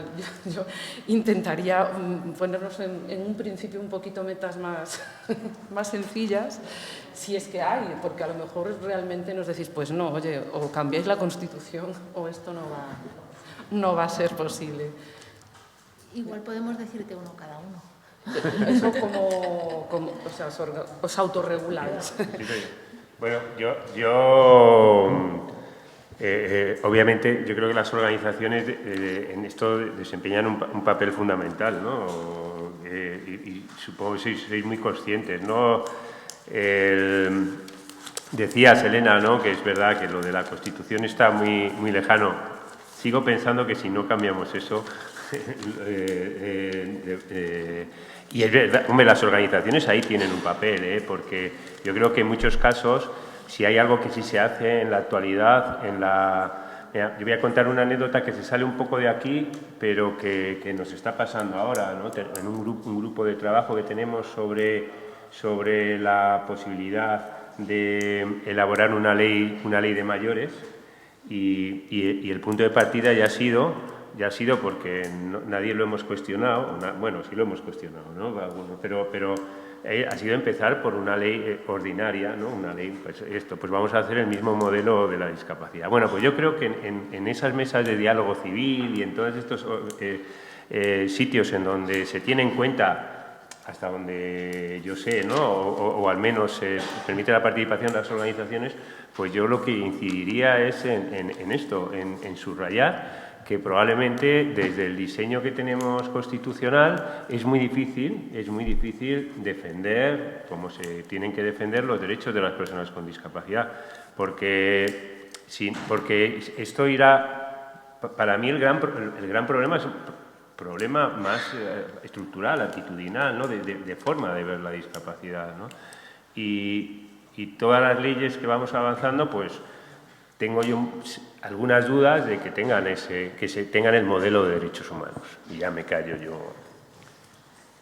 Bueno, yo tengo varias apuntadas, pero solo por decir una y no consumir, porque efectivamente creo que un gran papel de las organizaciones tiene que ver con el trabajo de incidencia, que lo planteaba Irene, y que supervisar el cumplimiento de derechos, pero también hacer trabajo de incidencia para cambiar lo que está mal, en el sentido en el que planteaba Rafael de Asís, y creo que esto es fundamental. Y ahí hay que ser muy consciente de cuáles son los objetivos y cuál es el enfoque de la Convención y no empezar ya un paso más atrás, ¿no? Ya no empezar ya dando por perdido que eso es una cuestión de derechos humanos. Es verdad que es mucho mejor que haya una ley que no la haya, aunque tenga que ser una ley ordinaria, pero hay que poner sobre la mesa, vale, pero si estamos hablando de derechos, ¿no? La ley de igualdad y no discriminación entre mujeres y hombres no es una ley ordinaria, por ejemplo. Entonces, me parece que esto es muy importante, pero también es muy importante, mientras tanto, la vía judicial. Y a veces lo que en las normas parece intocable, pues empieza cambiándose en la vía judicial y los jueces están sometidos al principio de congruencia, no te van a dar más de lo que pidas, entonces tienes que pedir. Y creo que eso es muy importante y desde este punto de vista también planteaban mis compañeras una herramienta que tenéis a vuestro alcance, que es la del litigio estratégico. Es verdad que una persona individual no puede estar constantemente litigando porque es un coste en muchos ámbitos, en muchos sentidos, pero sí que como organizaciones a lo mejor podéis, bueno, a partir de esta documentación de casos, identificar casos emblemáticos o casos significativos e iniciar la vía del litigio estratégico. Además, vosotros estáis en distintos lugares de la geografía española. A mí eso me parece una buena idea, me parece una cosa que podéis hacer junto con muchas otras. Irene o Patricia, ¿queréis aportar? Sí, bueno. Yo tengo que venir. Bueno, perdón, es que estoy con que no tiene micrófono. Yo, bueno, por ser mucho más práctica, simple y breve, una de las cosas que más me llama la atención en estas jornadas de formación que hemos tenido y de elaboración de la guía era precisamente el desconocimiento de la discapacidad orgánica. Entonces me parece que en concreto COCENFE, uno de estos retos o herramientas que tiene va en esta línea. Creo que la discapacidad orgánica, la defensa de los derechos de las personas con discapacidad orgánica tiene unas particularidades y que las herramientas tradicionales de defensa de los derechos no siempre resultan útiles en este espacio. Entendemos que salía constantemente en el debate, ¿no? Que entendíamos que las discapacidades a veces, la defensa de las discapacidades a veces está jerarquizada y parece que la discapacidad orgánica ocupaba un lugar bastante invisible. Entonces me parece que uno de los retos que tiene COCENFE es precisamente este. Yo creo que es la primera vez que veo, me sentaba y pensaba, es la primera vez que veo el símbolo internacional de la discapacidad orgánica, no lo conocía. Y muchas de las cuestiones o de los problemas a los que se enfrentan desde las organizaciones precisamente no los había oído nunca hasta las formaciones que hemos tenido. Decía que interactúa de formas muy específicas, además con cuestiones de género, la discapacidad orgánica. Salíamos en las formaciones que teníamos y bueno, que a veces, y no por casualidad, dificulta que sean tomadas en serio para mí. Sí.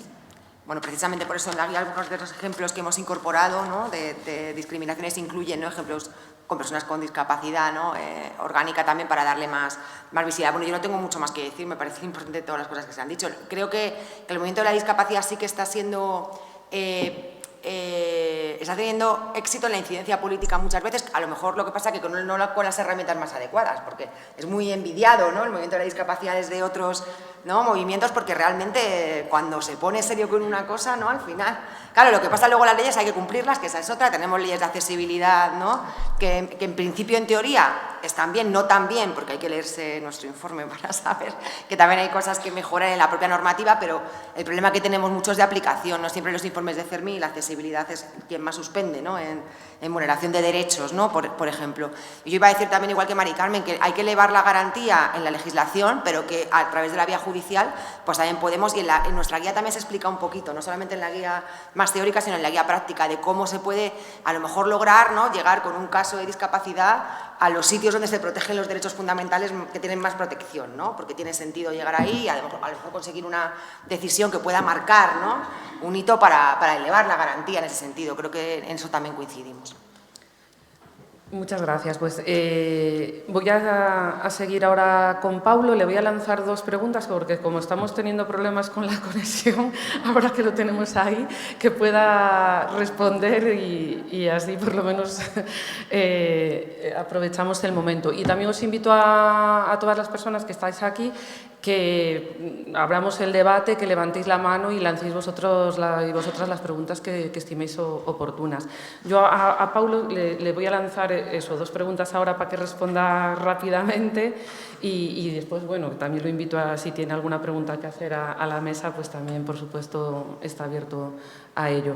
Una es, teniendo en cuenta eso, que tú nos inspiraste para que hiciéramos este informe en torno al tema de la accesibilidad, sí que me gustaría saber cuál crees tú, Paulo, que es el papel de las entidades, ¿no?, en este sentido, en la defensa de los derechos en general, pero especialmente en el tema de la discapacidad.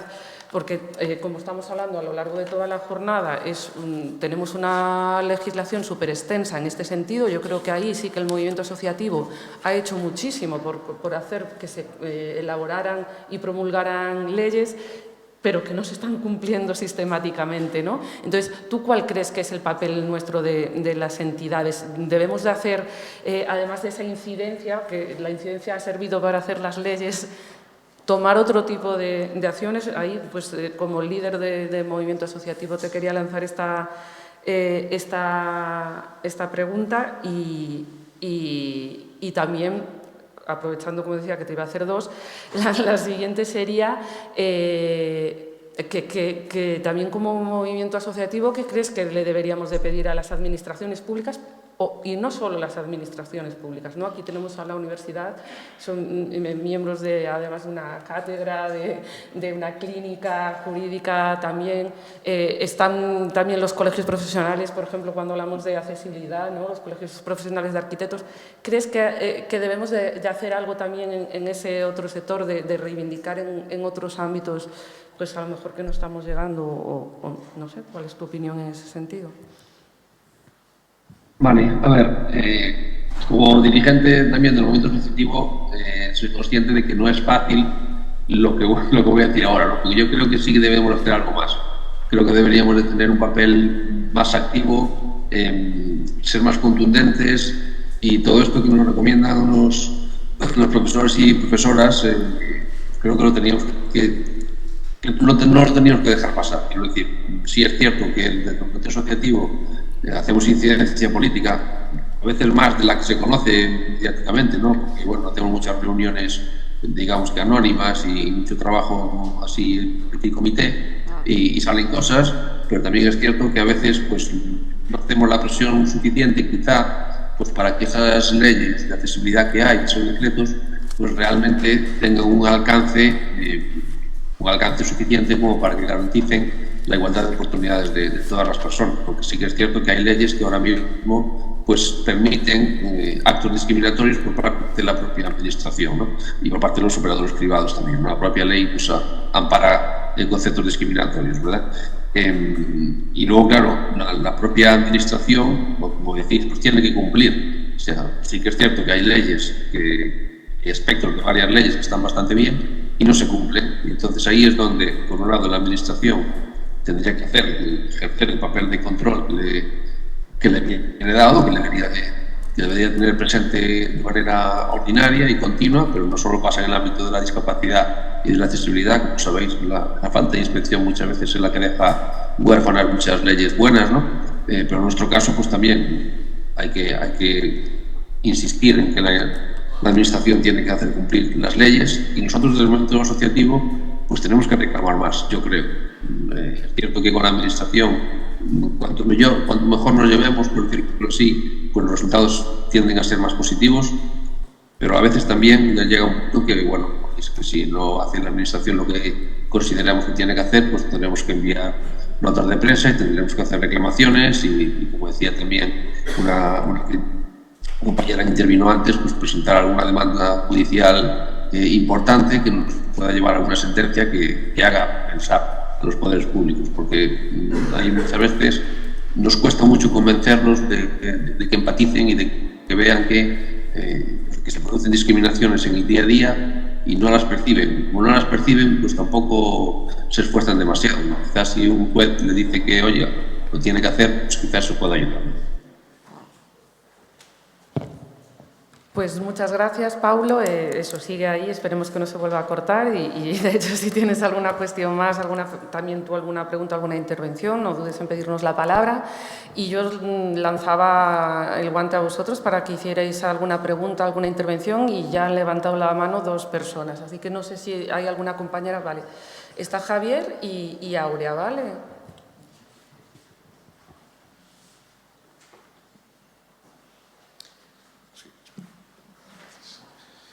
Hola, pues muchas gracias por vuestra exposición. La verdad que ha sido magnífica, de la cual pues he ido tomando buena nota de muchos aspectos, sobre todo lo que dices del cambio de la Constitución, que no solamente el artículo 49 es fundamental para que haya un cambio significativo en lo que afecta a las personas al final, ¿no?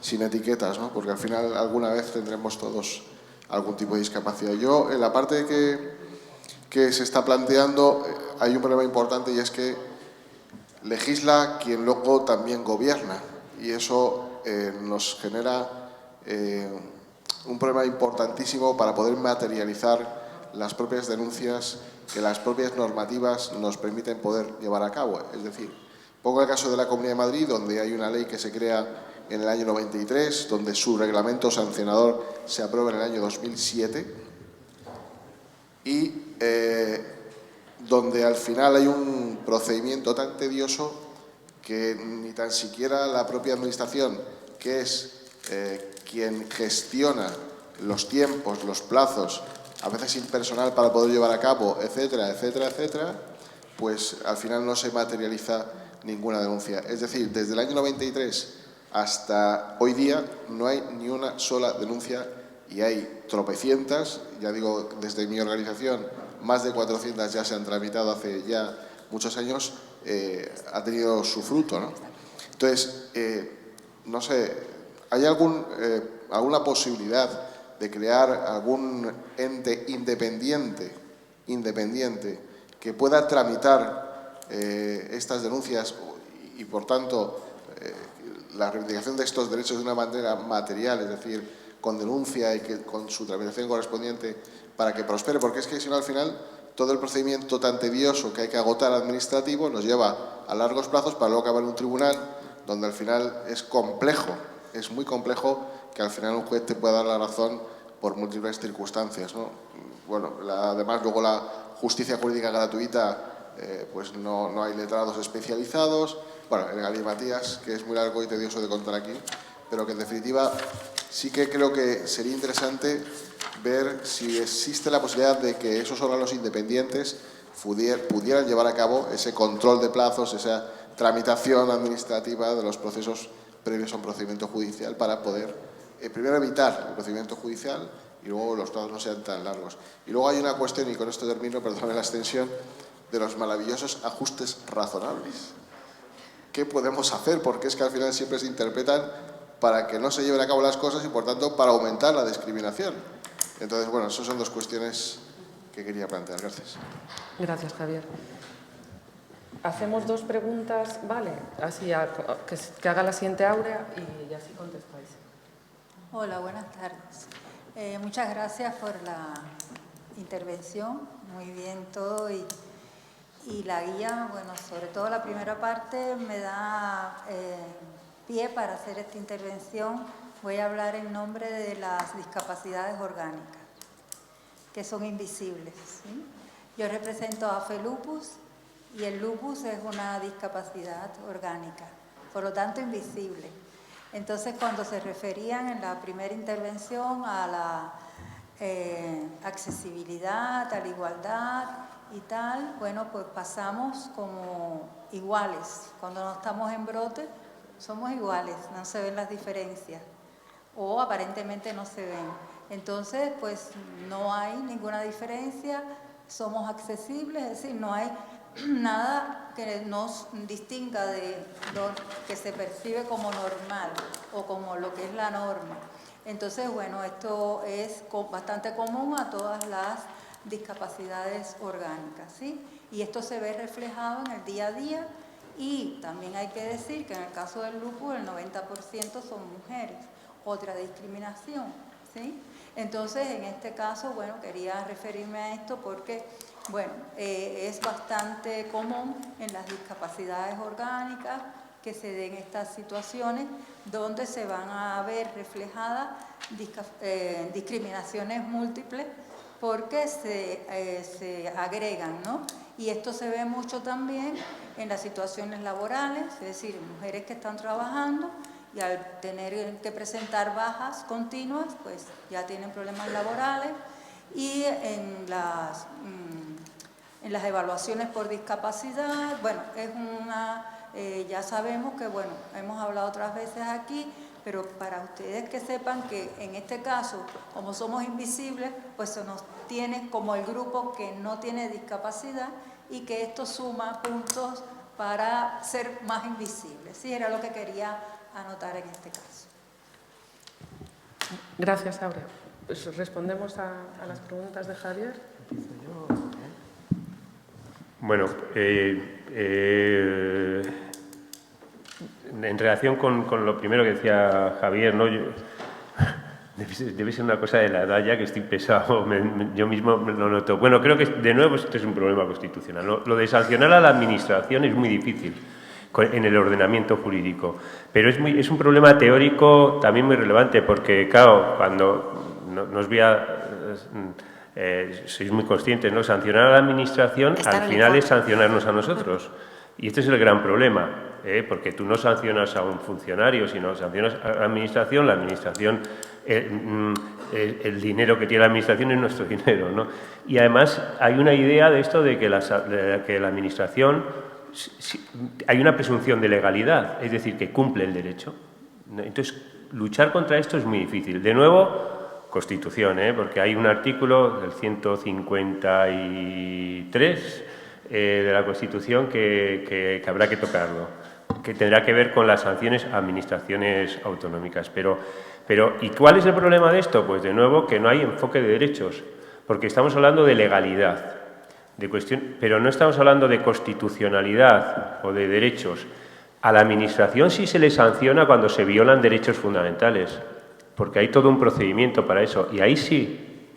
Hay todo, y eso hay muchos ejemplos, ¿no? No hay más que irse al Tribunal Constitucional y ver los recursos de amparo, que ese es el mecanismo de protección de derechos, y ahí hay sanción, hay violación de derechos, bueno, al poder público, no voy a hablar de administración, ahí sí que hay mecanismos, ¿no?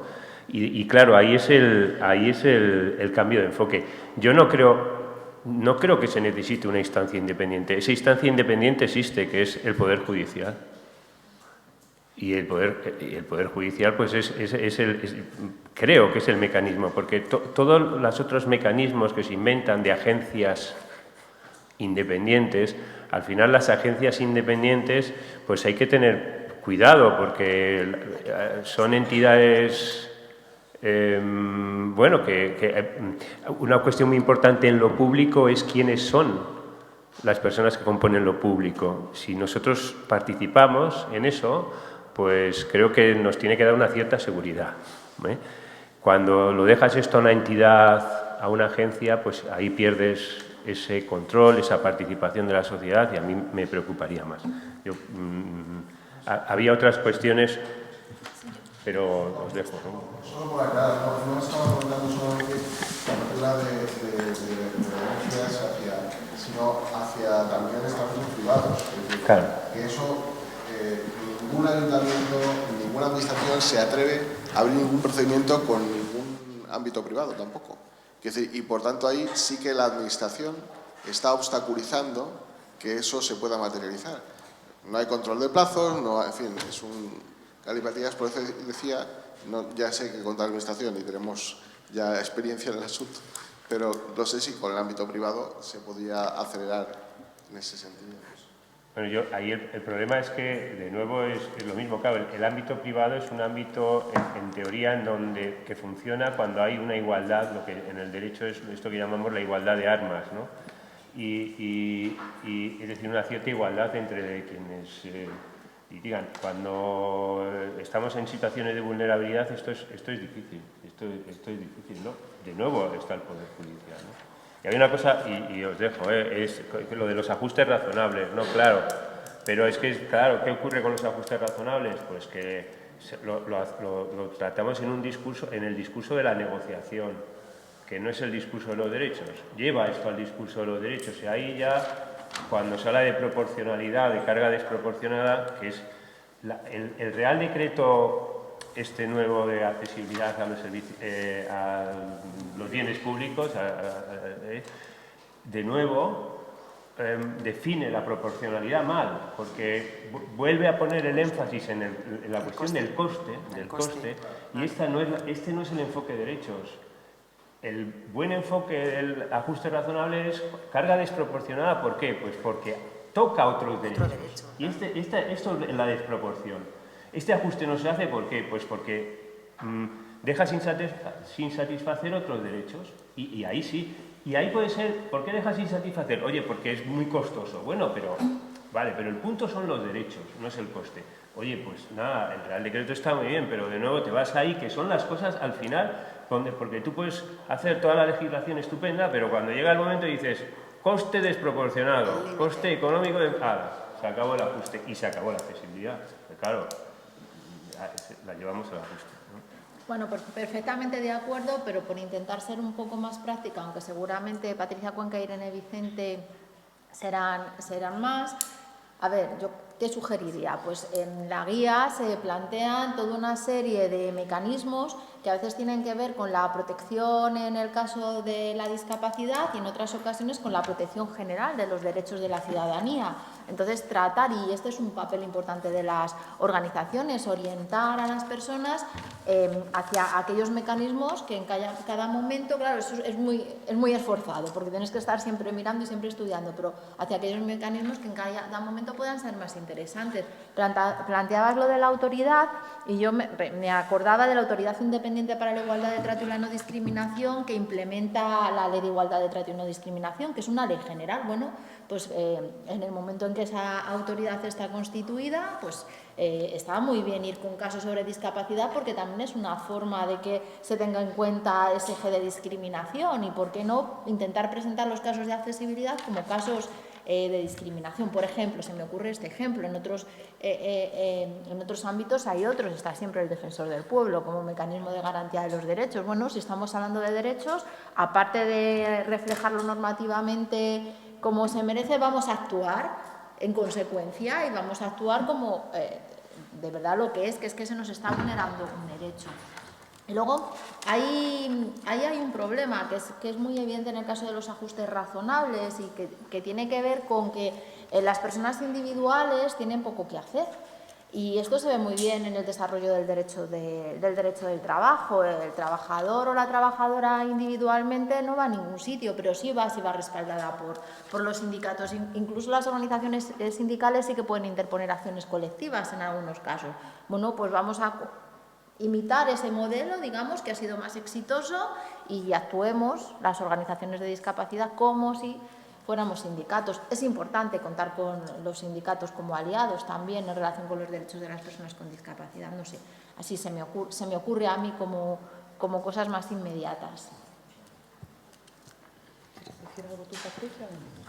Bueno, yo simplemente en relación con esto último que ha dicho Mari Carmen, que claro, si lo que nos interesa es en los procedimientos administrativos, claro, tener que agotar, ¿no?, la vía, en lo contencioso administrativo, agotar la vía previa, claro, si como ha dicho Mari Carmen, intentamos, en la guía también damos en las dos, damos alguna idea de cómo hacer esto, si lo conectamos con derechos fundamentales, con igualdad y no discriminación o con algún derecho fundamental de los más protegidos, la vía administrativa no nos hace falta. Vamos al recurso especial, ¿no?, en los tribunales ordinarios, ¿no?, de amparo ordinario que se llama, y es súper rápido. Claro, pero hay argumentos que intentamos dar en los dos estudios para ver cómo se puede justificar esto, ¿no? Y eso lo tendríamos, ¿no?, ahí. Y nada, y en relación con la última intervención, pues tener lo que ha dicho, ¿no?, un poco Irene, ¿no?, de cómo estas discapacidades invisibles, pues es uno de los retos que se plantean en el derecho. No sé si ahora con el nuevo baremo se ha solucionado algo de esto o no, parcialmente. Sé que es una discusión que también tenéis pendiente, que nos planteamos si meterlo en la guía, pero nos parecía que iba a otro sitio. No, pero es muy importante, ¿no?, que se consiga visibilizar lo invisible y ver también ahí, ¿no?, pues los derechos protegidos como tienen que estar, ¿no? Nada más. Vale. No he visto más manos levantadas y además vamos ya súper mal de tiempo, así que yo creo que deberíamos de dejarlo aquí. Yo simplemente os voy a lanzar a vosotros una última reflexión de despedida, no sin antes daros las gracias, porque sé que hoy estáis haciendo un esfuerzo especial, así que gracias a todos, especialmente a Rafael, que le agradezco que se haya quedado hasta el final. Y única y exclusivamente a modo de broche final, si tenéis identificada alguna buena práctica en algún otro sector al que nos podáis decir para que podamos copiar Bueno, no sé, pero vamos, yo creo que uno de los sitios donde hay que mirar siempre en cuestiones de no discriminación es la lucha de las mujeres, ¿no? Yo creo que ese es el gran... y además, de alguna manera, los avances en el ámbito de la discapacidad en muchos casos se han dado mirando, ¿no?, me parece, ¿no?, a la lucha contra la discriminación de las mujeres, ¿no? Tampoco nos ha ido tan bien, pero bueno. Que estamos siempre aprendiendo, ¿no? Pero sí, es verdad, tienes razón. Que el referente puede ser ese. Sí. Mejora a las mujeres sin discapacidad. Bueno, pues con esta última aportación sí quedamos por concluidas. Reitero las gracias a todas las personas que habéis estado de la Universidad Carlos III de Madrid, Rafael, Mari Carmen, Irene, Patricia. Gracias a Paulo, que lo hemos tenido ahí conectado en la distancia, no solo porque estuviera conectado en la distancia, sino por habernos motivado a hacer esto y que hayan salido todos estos trabajos. Y gracias también a todas y todos vosotros, que sobre todo a los que lleváis aquí desde hoy por la mañana, por este día tan intensísimo. Muchísimas gracias por vuestras aportaciones, por estar siempre ahí, y nada, os esperamos en la asamblea y en los premios de COCENFE el 1 y el 2 de junio. Muchísimas gracias. Gracias.